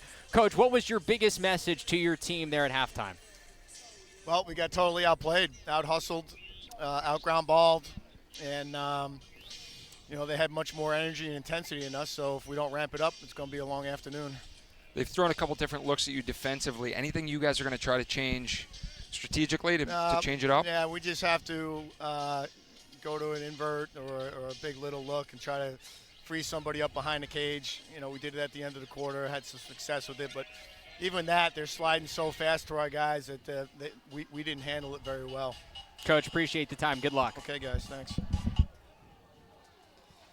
So UMass has some work to do if they want to find their way back to the CAA championship game for the second straight year. Taking a look back at this first half, what a start for Drexel as they really had things going, especially Matthew Varian in that first half. Yeah, Matthew Varian scoring a couple goals a couple different ways. He had some off-ball play. He did a nice job beating his man one-on-one, and then he got a couple more looks later in the game. So good work by both teams in terms of dodging hard, but Drexel the only one who was able to actually beat their man when they did so, and especially Matt Varian doing that. Varian with 3 goals and 2 assists for 5 points in the first half. Scanoni, despite giving up the 9 goals, still made 7 saves in the first half, and without some of them, this could be a really lopsided game. Yeah, especially the in-tight ones. He made some huge saves, so he's definitely keeping them in there.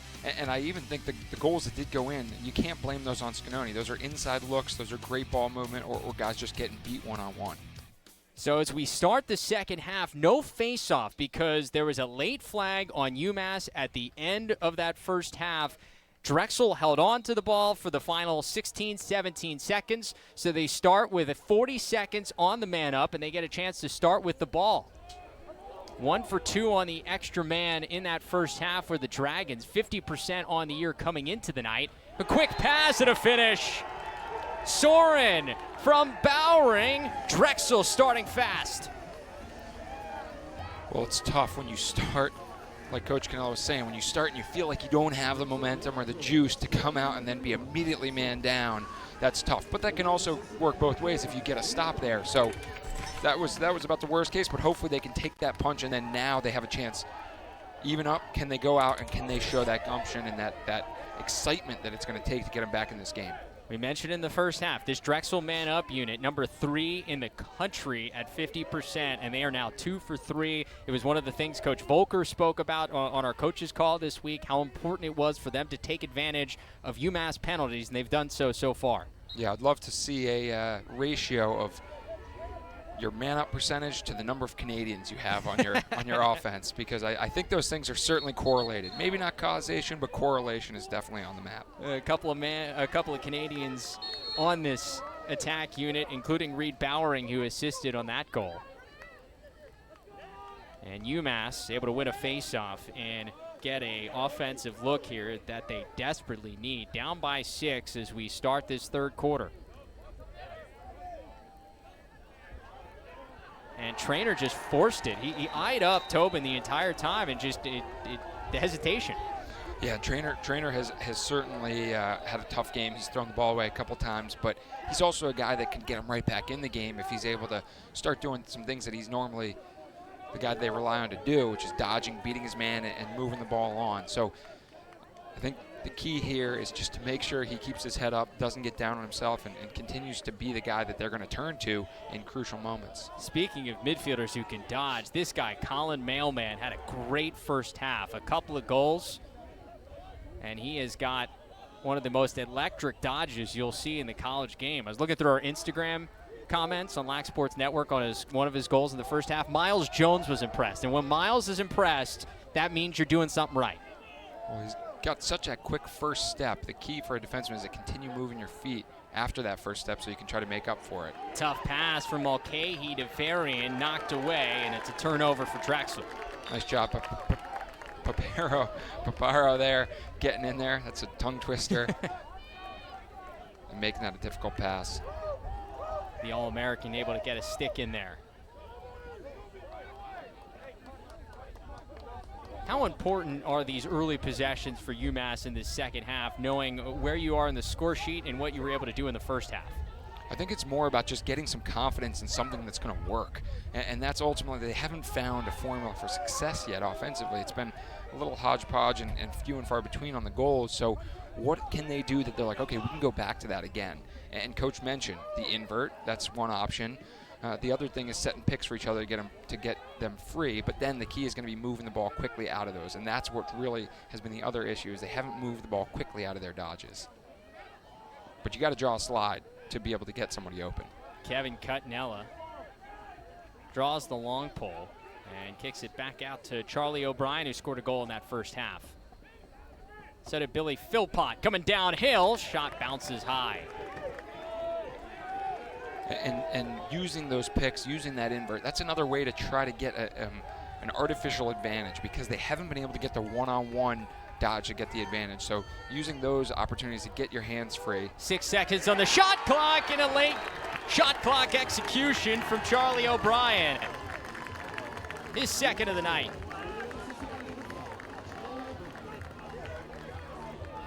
Travis, that's probably the third way I would say that you can get that one-on-one, is by isolating your man in a strange area. So you see he brings him down in that low area. If you're a defenseman, you're taught to either drive a man behind or force him up and out. When you're directly on the wing, it's a little hard to know exactly where you are once you get into that dodge. So nice job there. Does a good job with a little stick fake, and then is able to get that, pull that back. But Drexel needs to continue. The Drexel defenseman needs to continue on his hips there and trust that a slide's going to come instead of going for that big check on the fake. And another face-off win here for Tom Myers. So UMass a chance to go make it, take it here, down by 5. Winner of this game, remember, goes to Saturday's championship game here in Amherst. Game you can also see here on LSN, 1 p.m. Eastern Time. Meet the winner of our second semifinal between Towson and Delaware. Nick Roy gets it to Spencer. Back-to-back goals for the Minutemen. Here's the momentum. Yeah, the biggest difference that I'm seeing is they're dodging with conviction and they're moving off ball. Spencer wasn't just standing there. They're moving to different spots. They're rotating. You can see down low on the crease. He does a nice job of reading this. As the ball moves, he pops up, moves his feet, and is able to curl towards it to get a better angle towards that goal. So nice job. Little pick play up top. Draws that slide, moves it again, continues working towards the ball. So that movement of the ball, that movement of their feet, that's what they were missing in the first half. Devin Spencer gets the goal. He's scored now in 4 of his last 5. Nick Roy the assist, and he's a guy who didn't see a lot of time for most of the season. Really came on as of late. He scored in his last 2 games and has really proven himself late as a deflection comes all the way through. Right place, right time for Reed Bowering, and the Canadian finishes. Sometimes it's better be lucky than good. If you're both lucky and good, then that's a double bonus. Off the face-off, that ball deflects all the way down to the Drexel offensive end, and Reed Bowering, who is one of the most talented guys with the stick in the conference, able to make a nice play. And that's an unlucky break for UMass. It was a UMass player that goosed it forward, and then they had a chance at it to get it up and off the ground, and Sam Eisenstadt just missed it on the ground ball, and that's an unlucky bounce there, but lucky for Drexel. That's some of that Canadian influence that comes into play. That's the 99th goal of Reed Bowering's career. He is only a junior. But UMass able to win a face-off, which is important, as they were able to get a little bit of momentum that was taken away by that goal by Drexel.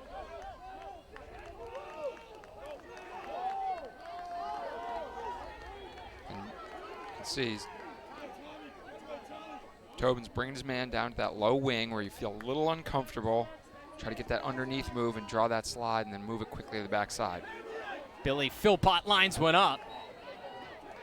Race for the backup, won by Chris Conley. Another good look for UMass. They've gotten some better opportunities in the second half so far. Yeah, finding those soft spots, finding those areas where Drexel's not quite as comfortable, knowing when to slide. Tobin skips it across. Back out to Philpott, top shelf. Billy Philpott's got a pair today.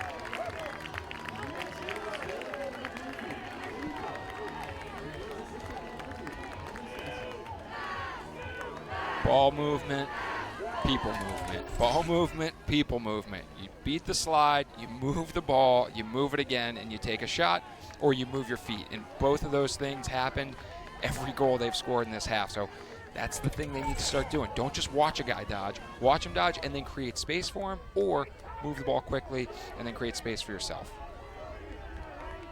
You mentioned Phil Pott before. He did not play a ton of offensive midfield last year. He's become much more of a two-way guy this season. Able to collect a couple of goals so far. Koida, the face-off win, bounce shot well off. It's the first time he's really been able to win it forward to himself and run free. Yeah, and a low risk shot there. As long as you don't let Scanoni gobble that one up, you can take a hack at it. Don't be surprised by this result so far if you're looking at this thing from afar. This Drexel team has played with everybody all season long. Got a win at Michigan to their resume. Played both Towson and UMass tough in the regular season. All these CAA games just seem to be knockdown, drag-out fights. They're never just a complete blowout for the most part. Drexel also has a win over Villanova that we saw here on LSN about a month or so ago. Fox saved by Scanoni. And that's where Scanoni's best, when he's able to see the shot. Drexel doing a good job UMass doing a good job of forcing their man into shots. Quickly the other way. Transition gets going. Conley to Spencer.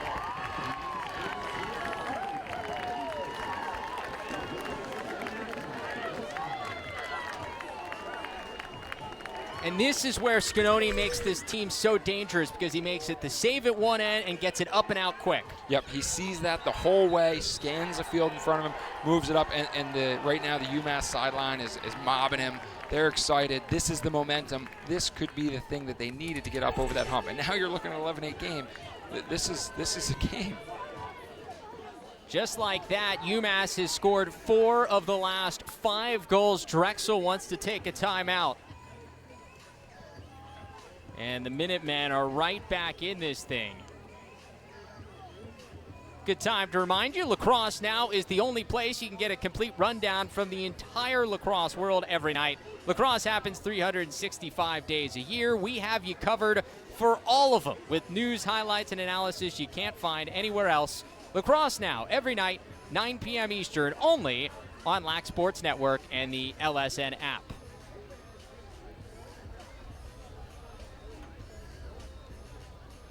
Just saw Coach Ben DeLuca of Delaware walk into the building. His Blue Hens getting ready for the second semifinal here against the Towson Tigers. They will play, the winner of that plays the winner of this in Saturday's CAA championship game. I saw Towson just 2 weeks ago, so not a lot has changed when it comes to scouting them, but Face-Off X will certainly be a question mark as Woodall went down in that game and didn't come back, so curious to find out if he'll be at the X. Yeah, we will have to wait and see. That face-off X will be a question mark for the Tigers as we get ready for Game 2. Alex Woodall did not play last week against this Drexel team. Instead, it was McNallen at the X. We will see who comes out to start the face-off position for the Tigers in Game 2. But as for now, UMass, as we mentioned, scored 4 of their last 5. And a 3-goal game, they didn't win another face-off here. The momentum continues to shift towards the Minutemen. What's Coach Brian Volker's message now in the huddle? I think it's settle down and keep what we're doing what we're doing offensively. And then defensively, we just need to continue communicating. I don't think there have been any major breakdowns. They've just started maybe to get their sticks down out of those lanes or pack it in a little too tight, giving up those skips. So they need to do a good job of what they were doing in the beginning. Just don't get beat one-on-one, and if you slide, make sure you communicate through that recovery. UMass continues to have the edge at the face-off X, but this one won by the Dragons.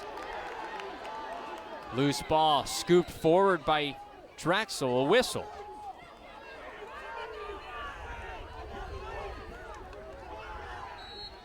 And it'll stay with the Dragons.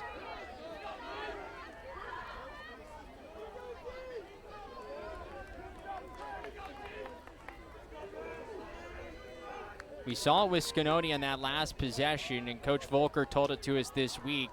Scanoni's so good when you're stepping down from like 6 or 8 yards and he can see it the whole way. That's something you can't give him those shots because a lot of times it ends up in transition the other way. Exactly, and you look at Drexel's offense this quarter. They started out with the ball. They scored on a man-up goal. Their only other goal was that strange rebound off the face-off. So they haven't really gotten into any kind of offensive system yet this half. So this possession could be a crucial one for them to feel like they're getting back into the flow of things.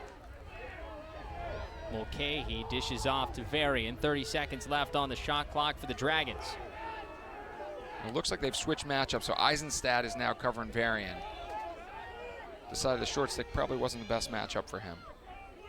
Well, he's got the short stick here. Skip down low. Bowering stopped on the doorstep. What a save by Scanoni. Big loose ball won by Drexel, though, and the offensive set comes back to the Dragons. What a stop on the doorstep. And those in-tight ones, Scanoni's so good in tight. They talked about that 6 to 8 yards. You know, he's great on those inside looks, but I'm sorry, when he gets a good look at it, but on those in tight, he's so quick with his hands despite being a big body. Those are huge saves. Another thing Coach Volker was saying is his ability to match stick for stick, and he did so right there up high. Yeah, you got to change planes. Got to start out with that high fake and then put it low or vice versa. Genord's pass intercepted. It was intended for Mulcahy, but Isaac Paparo, the All-American, and he's pulled down. Loose ball, there's no flag. Cannot believe that wasn't a flag. Nice pick off there by Paparo. They doubled him and certainly was high. Whether or not it was a penalty, that should have been a call of some sort. And so the possession stays for the Dragons. Coach Canella heated on the sideline. You can't blame him.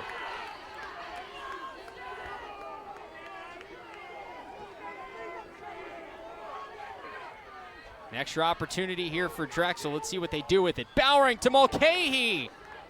Can't get it on frame. Varian keeps it alive.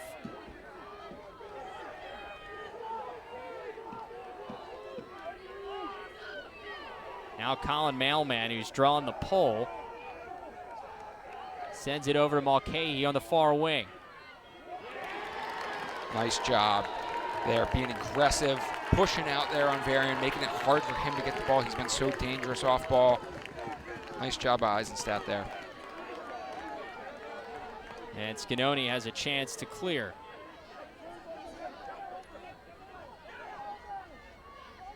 Jeff Trainer all the way over to the other end to Billy Philpott, and they get it over with a couple of seconds to spare. You know, under 6 minutes to go in this third quarter. The top seed UMass Minutemen down by 3 against Drexel. They've trailed by as many as 7 in this game, trailed 9-2 in the first half.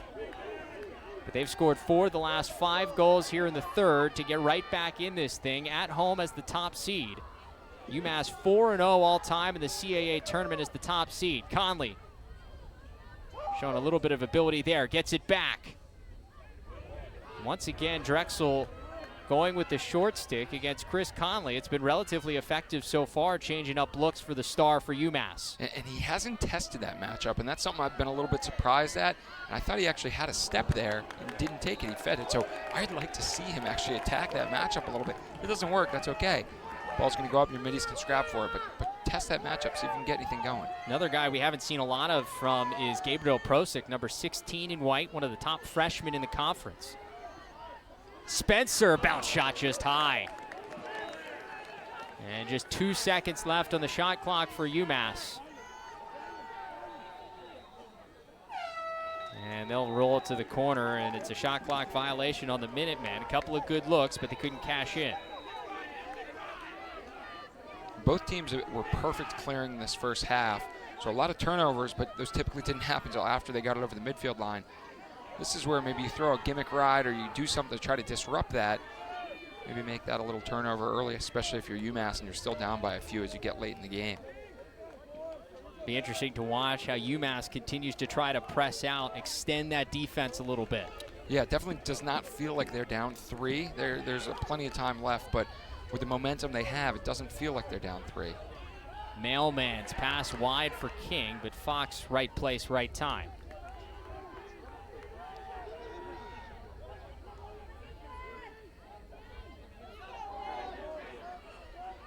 Mailman had 2 goals in that first half. Under 30 seconds left on the possession clock.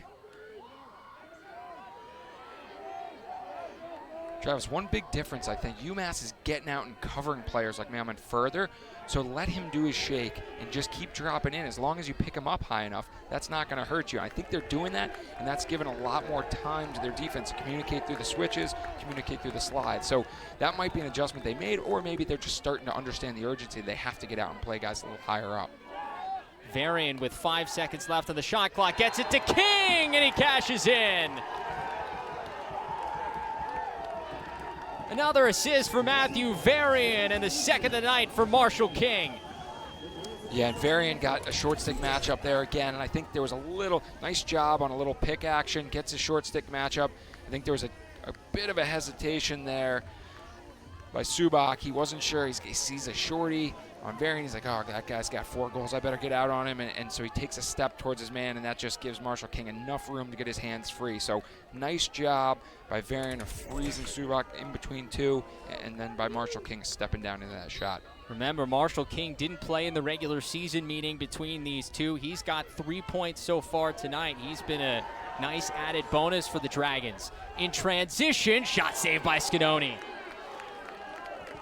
There's a long pole look for the Dragons from Charlie Maley. And that's one, you got that momentum. You feel like maybe you should just go for it, but I think you want to settle that one out, pull that out, because you have so much momentum going on your side. Why not let your offense keep doing it? Keep going. They've scored 3 goals this quarter. They've all been a little bit different with the weird fluky one off the face-off, the EMO goal. They just found their rhythm with a little pick and backside look for Marshall King, so let them keep working. He got 11 points from King, Varian, and Bowering so far. The guys, the knowns, getting it done for Drexel. Gabriel Prosick wanted something. He's been shut out so far tonight. Prosick was 4th in the CAA in goals per game, number 1 among rookies, averaging nearly 3 per contest. Conley tosses back out top, and now Philpott with the dodge.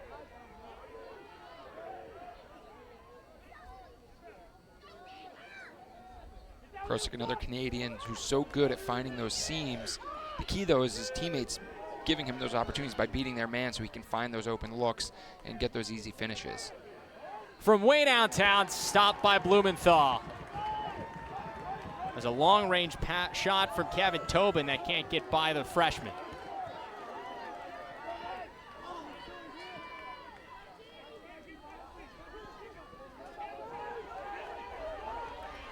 Matt Klingus in some trouble, loses his stick, but he keeps the ball. I believe that's playing without a stick. If you drop your stick with the ball in it, so that should have been blown dead. Now, ball don't lie, ends up in the stick of Sean Scanoni. And that's where UMass is so good, the transition opportunities at both ends. Unsettled situation here, spinning stop by Blumenthal. They've been pretty limited in that transition. Really only 1 transition goal for UMass, and look for them to continue to push here as they're down 4. But at the same time, they've found some things that are working offensively, dodging from those low wings, looking at getting those good hard dodges and moving the ball to the backside. So those are the things they're going to want to focus on when they get into those 6-on-6 matchups. Nearing a minute to go in this third quarter. A trip to the CAA Championship on Saturday on the line. Shot sails wide. Big hit, and that draws a flag. Cam Harris coming, laying the body. Those are hits that I think 2, maybe 5 years ago you could get away with, right as the guy's taking the shot. But now, with player safety being such an important piece of the game, that they're not letting those go anymore.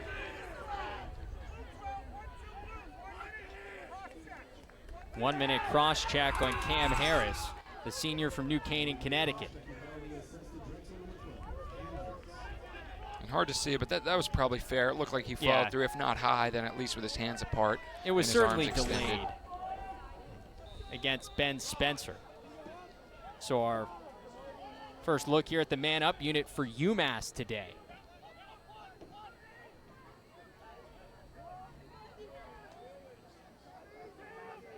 They called that one locked in, so this is a good opportunity for UMass to not just get one man-up goal, but a couple. Trainer from way downtown. And Trainer looks to be shaken up a little bit. But he'll stay in the game. Is still 40 seconds left on this man-up.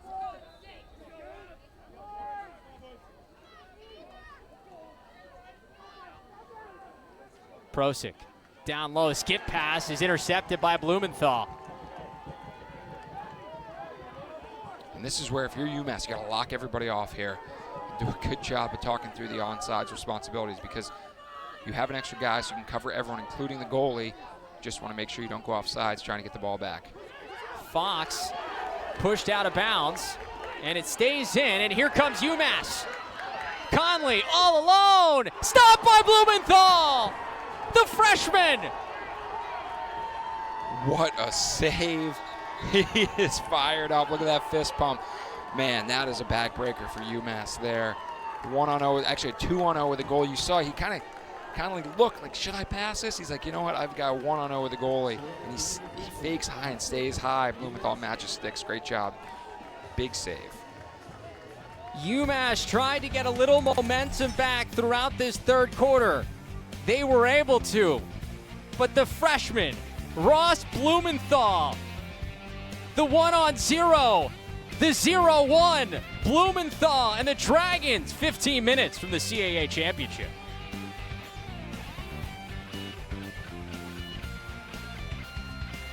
Well, wasn't that something? Ross Blumenthal just took Chris Connolly's lunch. Hello and welcome. Quarter update, Brendan Glasheen here with Lax Sports Network. We're going to check scores around the rest of the NCAA. Conference tournaments going on everywhere, including in the Big Ten. Penn State all over Rutgers, 15-3.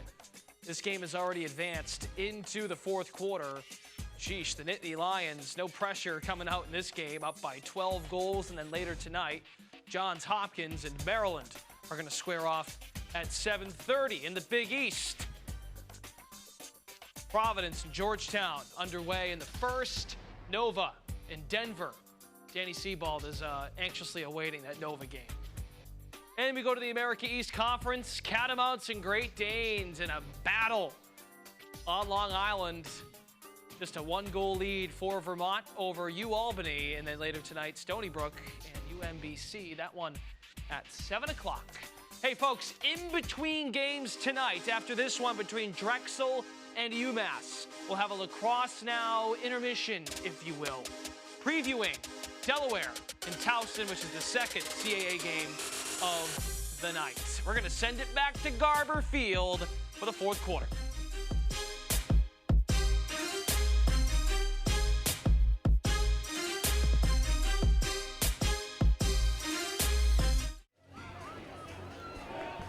The freshman Ross Blumenthal.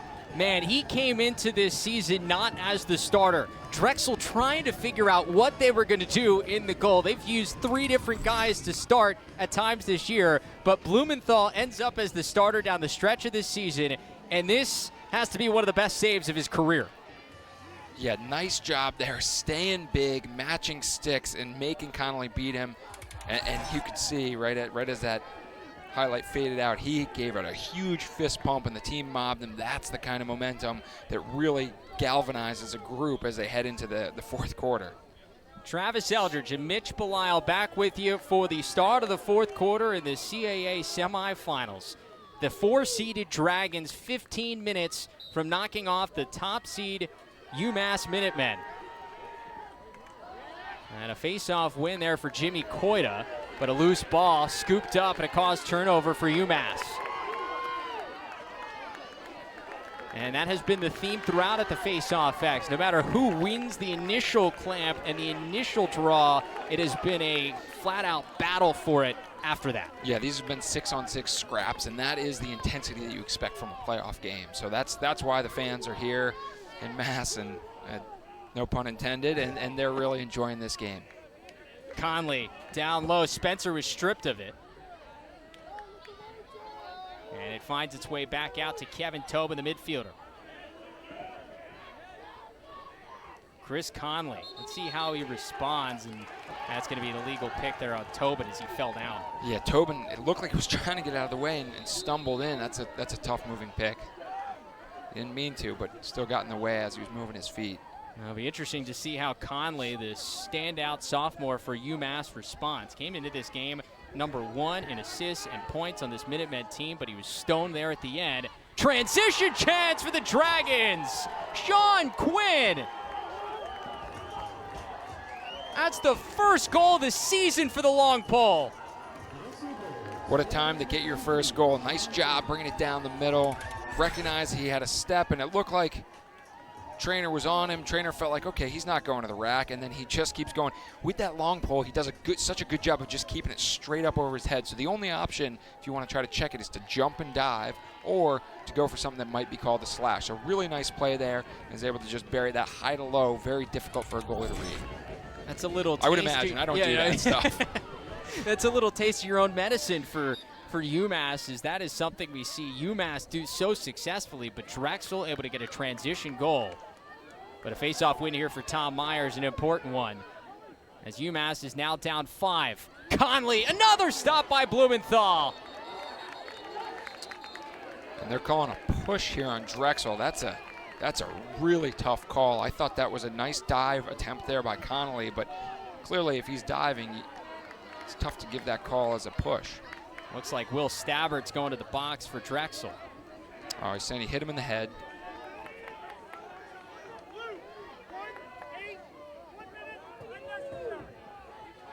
That's a 1-minute penalty, so UMass goes back on the man up. Let's get another look.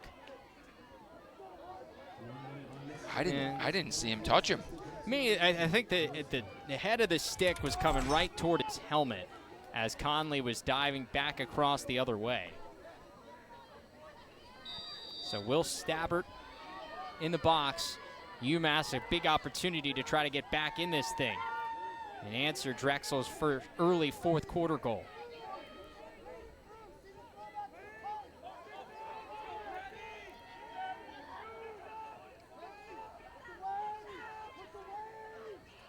From downtown, Prosick. He's a man-up machine. That's his 9th man-up goal of the season, and he gets UMass back within 4. The speed with which Prosick got that out of his stick and just stuck it in that top corner. I think that's what they need to do, is get the ball around a little bit quicker and take those shots. And you see here, steps in, gets his hands free, and just fires that thing high. So great shot there by Prosick. Getting that space in that time, that's something that he needs. And once he has it, though, he's so deadly.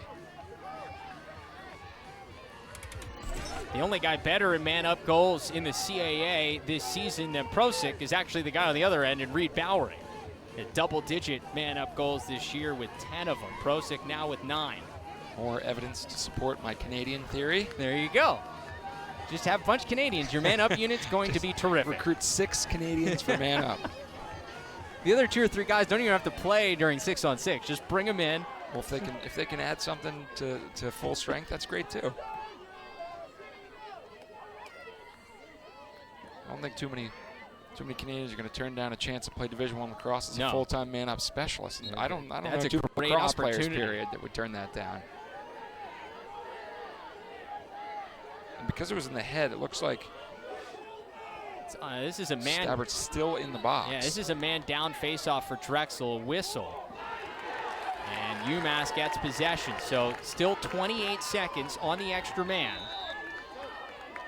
And the Minutemen can see if they can add another one.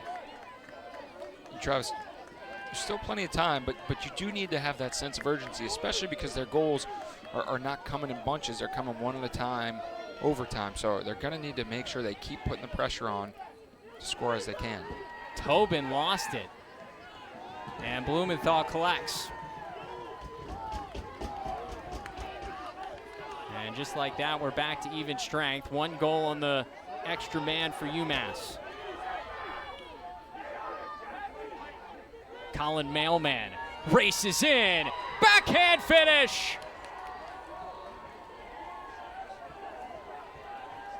The refs are talking about the dive, and it is good. Colin Mailman's got a hat trick. Travis, I saw that coming from a mile away. As soon as he was in front of his man, he knew if he just kept going, we call that water skiing if you're in defensive position. You're behind the guy. You can never get in front of him when you're behind him. So he does a nice job of turning that corner, and then that dive straight across the goal line. It's such an effective dive because, one, you don't dive towards the goal mouth, so you're clean there. As long as you don't touch the goalie, you can extend your stick all the way to the far side and just dump that in. So nice job there, extending, recognizing he had that step, and getting across to put that in. The junior from York, Pennsylvania, has shown his full display tonight in the 3 goals. He's stretched the defense. He's shown the ability to juke and dodge to create his own shot. There he gets to the crease and finishes on a dive. Big hit off the faceoff. Jackson Subak laid the lumber. And the Drexel coaches are going nuts, but that's a good shoulder-to-shoulder hit there.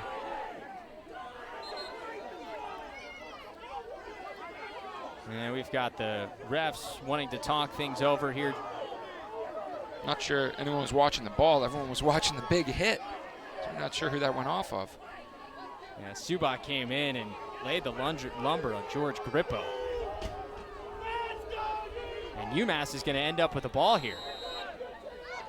So Subak's big hit creates an offensive opportunity, and a big one for UMass. They're down by 5 as we inch toward 12 minutes to go in this one.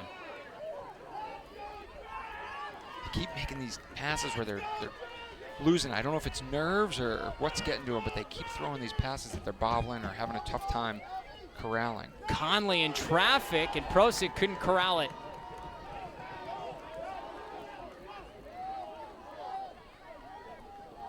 Christopher Friedman quickly the other way, and he'll settle things down. This is a UMass team that came into this game red hot. They had, won 9 of their last 10. That only loss, an overtime loss to Hofstra in conference. They kind of let the pride back in the 4th quarter with 2 late goals, but this is uncharacteristic from what we've seen, especially the last couple weeks for the Minutemen.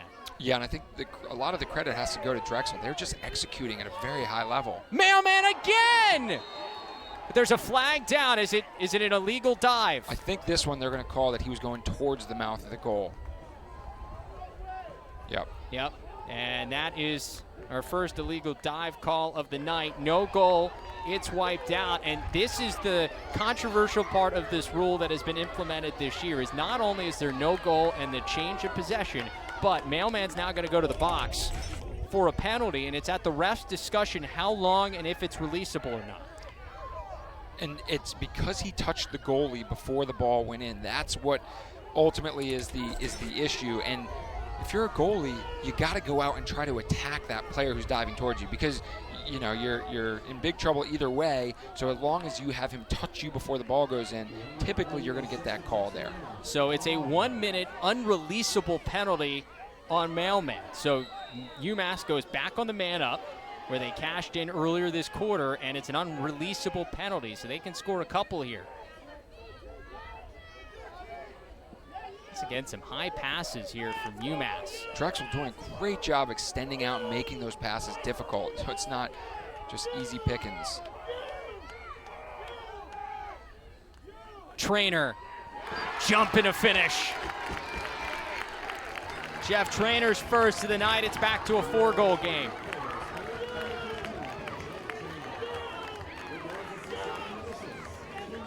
And that's 2 goals in this 4th quarter for UMass. But hey, doesn't matter how you get them, just that you get them. UMass has this little dunk play on that back door. They do a nice job with that, of sneaking that player down to the backside. I've seen different recipients of it, but Trainer, nice job there. He might have been able to put that in right away, but he does a nice job of ensuring that he's getting it in by taking that extra step to the middle. Jeff Trainer now 36 points on the season, an all-CAA first-teamer on the list released earlier this week. And now there's still 35 seconds left, a man-up face-off for UMass. So if they can get possession here, they can continue to work on the man-up. Comes back into the UMass zone. A whistle, and That call goes against Reed Bowering, so still 20 seconds on the man up for UMass. Somehow get it across. Coaching staff for the Minutemen wanted a penalty. Instead, they'll take a timeout with 14 seconds left on the man up. UMass trying to find their way back in. There's 10 minutes to go in this first CAA semifinals. We'll keep it going here on Lax Sports Network when we come back.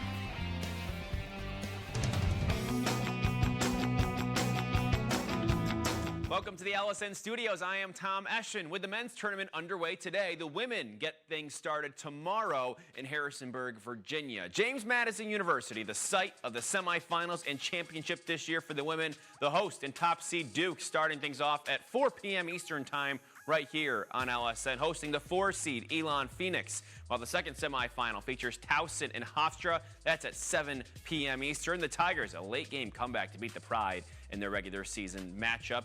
JMU will be looking for their 3rd straight CAA championship, so that's something that's not only been done once before in CAA history. Towson with the 3-peat in 2012, 13 and 14. This year, JMU beating the Tigers last year 16-10, and Elon in 2017, 15-7 to go back to back.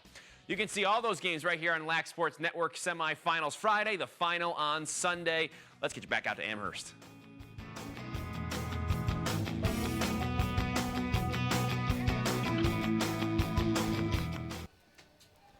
UMass trying to find their way back into this thing in the 4th quarter. The top seed in the CAA tournament, the 13th ranked team in the country.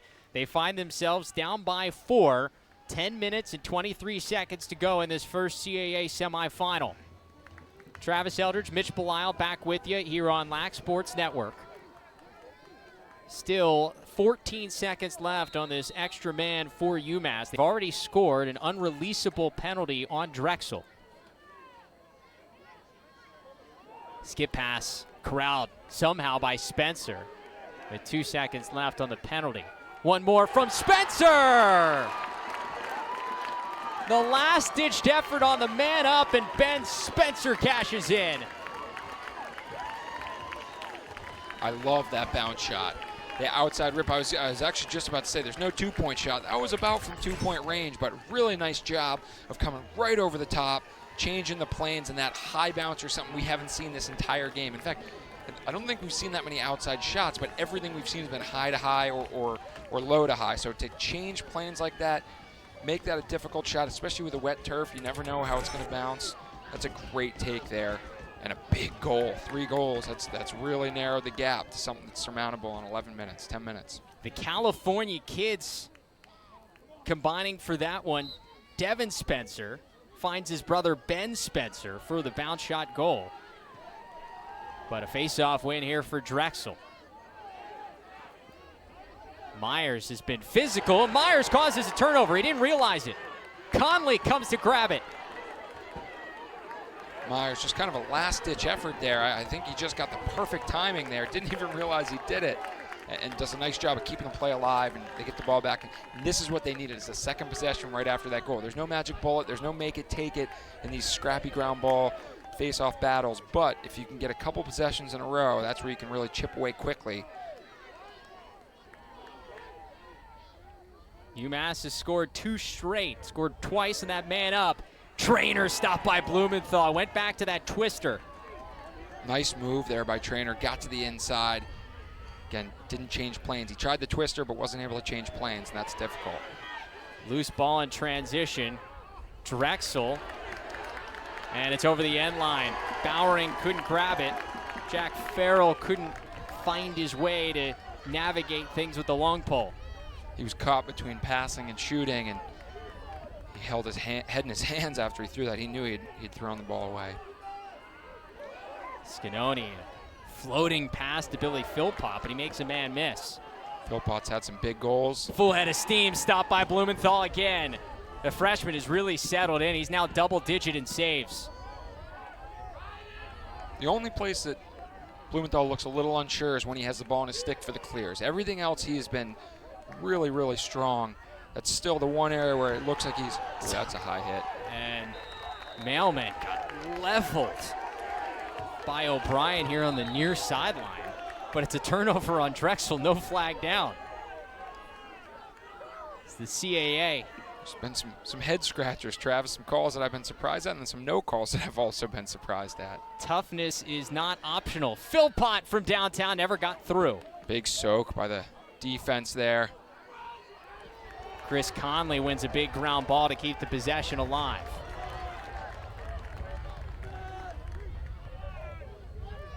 Gabriel Prosic was cutting toward the middle there, and he wanted it. Got a lot of different options for UMass offensively. Tobin sends it back to Conley behind, and the pass is just off for Spencer. It's really been the story throughout, just not quite sharp enough. Yeah, they've been throwing the ball away a lot with unforced turnovers, and that's really cost them on some big possessions. So it's one of those things where you can blame youth, you can blame nerves, but at the end of the day, the team that executes, which right now has been Drexel, that's a team that's going to have success. With 7 minutes, there's still plenty of time to execute when it really counts, though. Nearing the midway point of the fourth quarter. Past that point, 7 minutes to go in this fourth quarter, the first CAA semifinal. The second one still coming your way here on LSM between Towson and Delaware. Skip pass across to Marshall King. Another one for the King.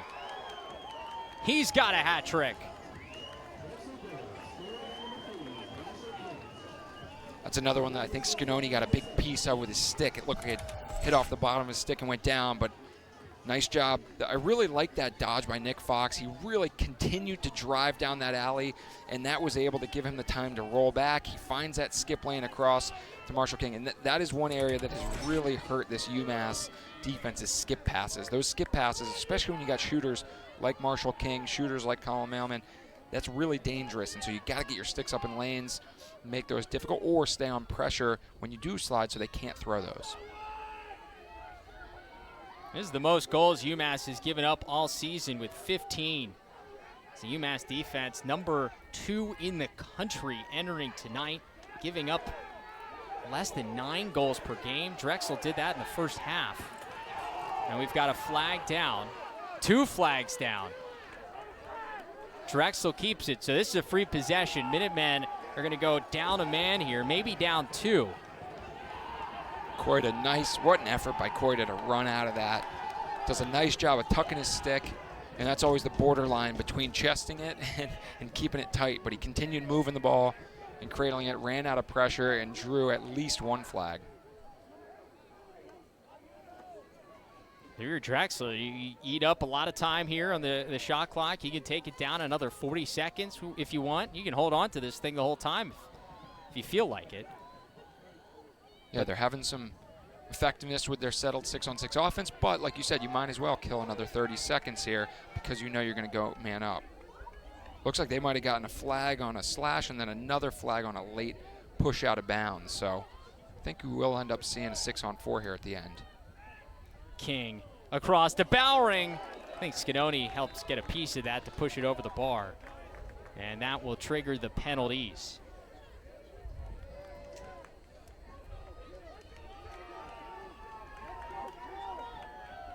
Koida getting some props on the sideline for that effort. Travis, one of the big questions here, you come out with the energy that Drexel's brought. Can they match that again?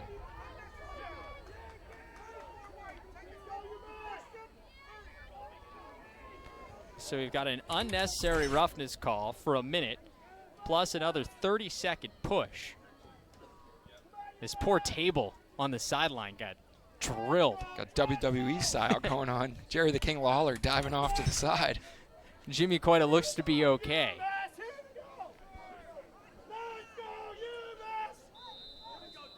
So a minute 30 on the extra man for Drexel, one of the best units in the entire country, and they have made UMass pay throughout the night.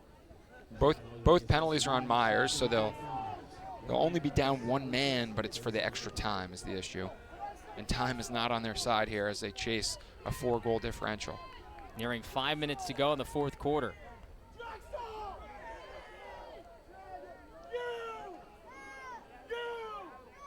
Fans trying to get in this one for UMass, trying to encourage this defense to get a stop.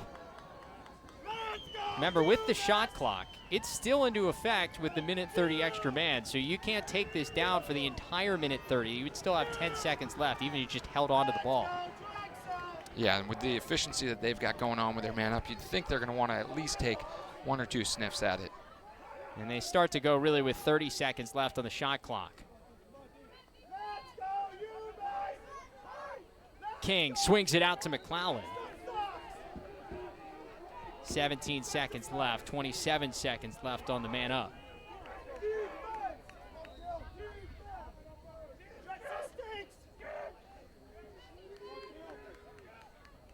Bowering trying to get into the middle there where he can dive across, and he's stopped. King stopped by Scanoni. 9 seconds left on the penalty, and UMass looks to kill it off. And maybe a chance to get some momentum from that stop. UMass goes back over the midline. Remember, you can do that in the first 20 seconds. And so they get the clear now, and now that it's past the 60-second part of the shot clock, now they have to keep it on the offensive end. Part of those new rule changes this year. Here comes Trainer, full head of steam, left-handed, and he stings the corner. Wow, short side. That specific corner has taken some serious abuse in this game. Mailman in the first quarter, quarter corner, they're just absolutely destroying that thing. But what a move. So this is what we haven't seen, this downhill dodge, being able to get his hands free, and a really nice job of just keeping that on that same side and beating him with speed. And it looked like Sean Quinn just kind of dared Trainer to take it, and Trainer said, yeah, I'll be taking this. Yeah, he was looking for that pick coming behind him, and then instead of closing back out on Trainer, he sunk in, and like you said, dared him to take it, he took it. So back to a 3-goal game, 3:43 left. It's a UMass team that can score fast. The face-off X will continue to be a key point down the stretch here. We've got another flag down. Been a physical battle all night long at the X. And it's a man up coming for Drexel.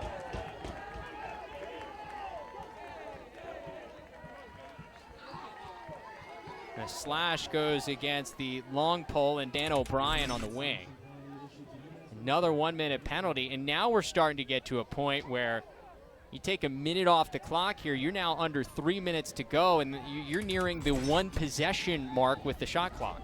Sure, and I want to see Drexel be aggressive on this man up. The last man up that they had, when they kind of just sat back, you didn't see many good looks, and they actually sparked a little bit of transition coming the other way. They've been so effective on this man up. Why not continue to do what's working for you? It's one of the great things about this Drexel team in the second half that we've seen. Despite having a lead throughout, they have not gone conservative a lot, and with the exception of that last man up, they've really continued to put the pedal to the metal. And that's what's allowed them to keep maintaining that gap or extending it and taking a little bit of pressure off their defense.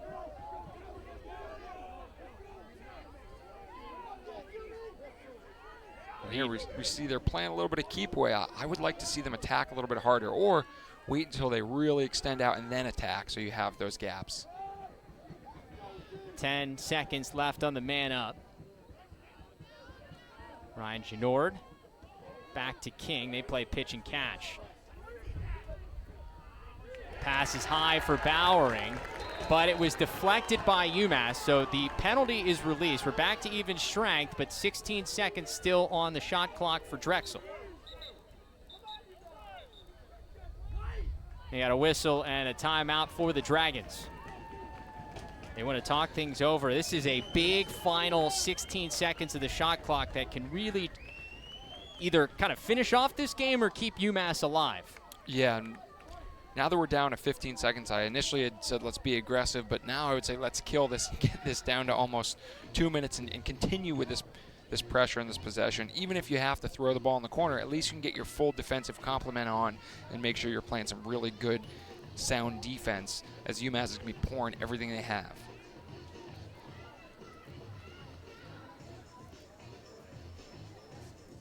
Remember, we've got another semifinal coming up here on LSN, and then tomorrow here on Lax Sports Network, the CAA Women's Tournament gets underway with the semifinals there as well. First at 4 p.m. Eastern, it's the defending champion and top seed James Madison taking on 4th-seeded Elon. Then at 7 p.m. Eastern, it's the second-seeded Towson matching up with third-seeded Hofstra. Sunday at noon, the two winners face off in the championship game. It's the CAA Women's Lacrosse Tournament, only here on Lax Sports Network and on the LSN app. James Madison looking for a third straight title there on the women's side. UMass looking to go to another title game here for the men, but they face an uphill battle here with 2 minutes and 30 seconds left. UMass came into this night 4-0 as the top seed in this CAA tournament. They won the tournament back in 2012 as the top seed. Also won it last year here at Garber Field as the #1 seed in the CAA. UMass putting the early pressure with the double team. Somehow Mailman comes away with that ball. Mailman's shot sails well wide with 7 seconds. It's backed up. And this is smart by Volker, pulling off some of his offensive midfielders, getting some long stick D-middies on. And it's scooped up here by UMass. Would have been a shot clock violation anyway. So 2 minutes to go. UMass needs offense, and they need to score in a hurry.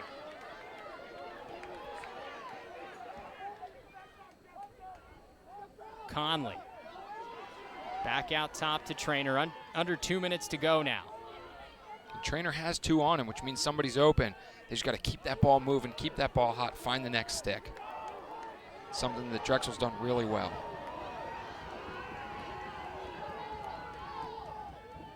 Billy Philpott taking his time, sends it back to X to Conley.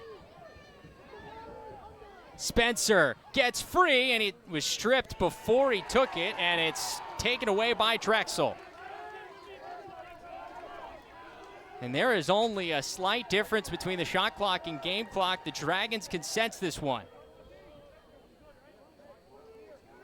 Oh, that's an unlikely turnover there. Marshall King just took his eye off the ball for a second. And so they stay alive, UMass. He's looking up for the next pass. Man, that could be a tough one here. They got to go here. Stripped away. Loose ball scooped up by Fox. What you don't want to do if you're UMass is try to have guys that probably shouldn't be the ones taking it to the rack themselves. And that's what happened that last possession. Not that that's not the right person to dodge eventually, but just going right away is not what you want to see. And Bowering got the ground ball along the sideline. He's pushed out of bounds, and it triggers another flag on UMass. Drexel can sense it now.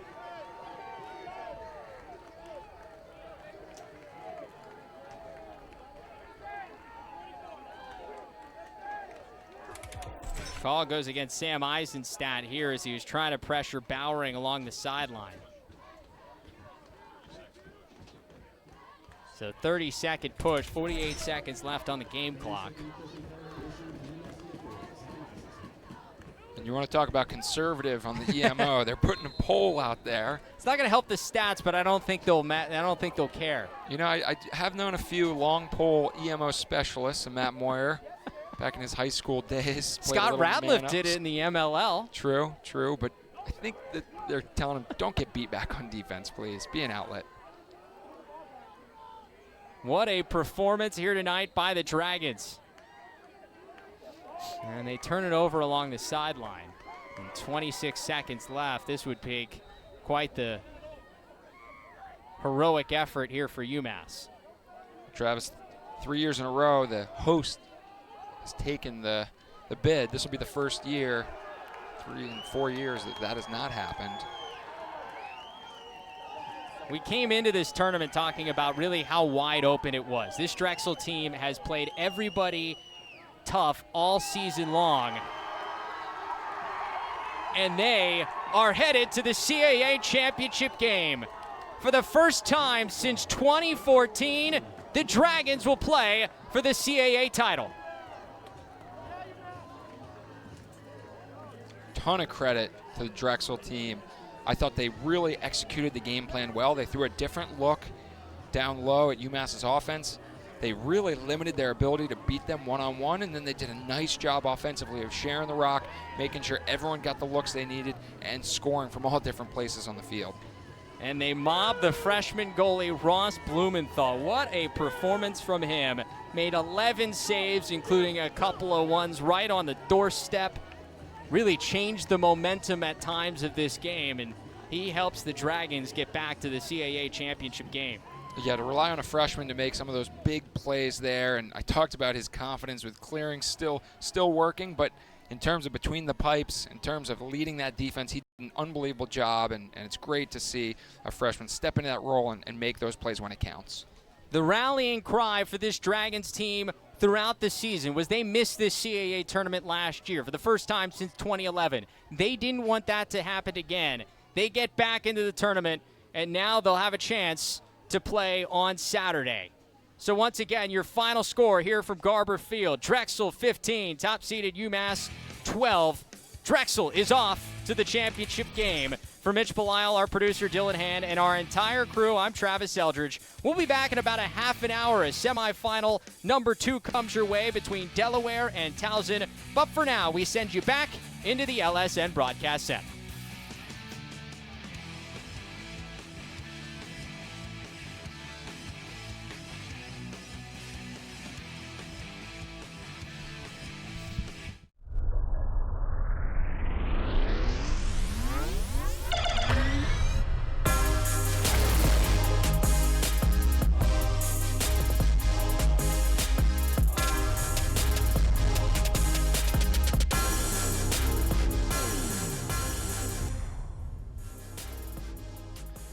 We got an upset, guys. How about that? Brendan Glasheen, Danny Seibel, Davey Emila, Tom Eschen with you guys here for Lacrosse Now as we take you from the first semifinal to the second semifinal right here on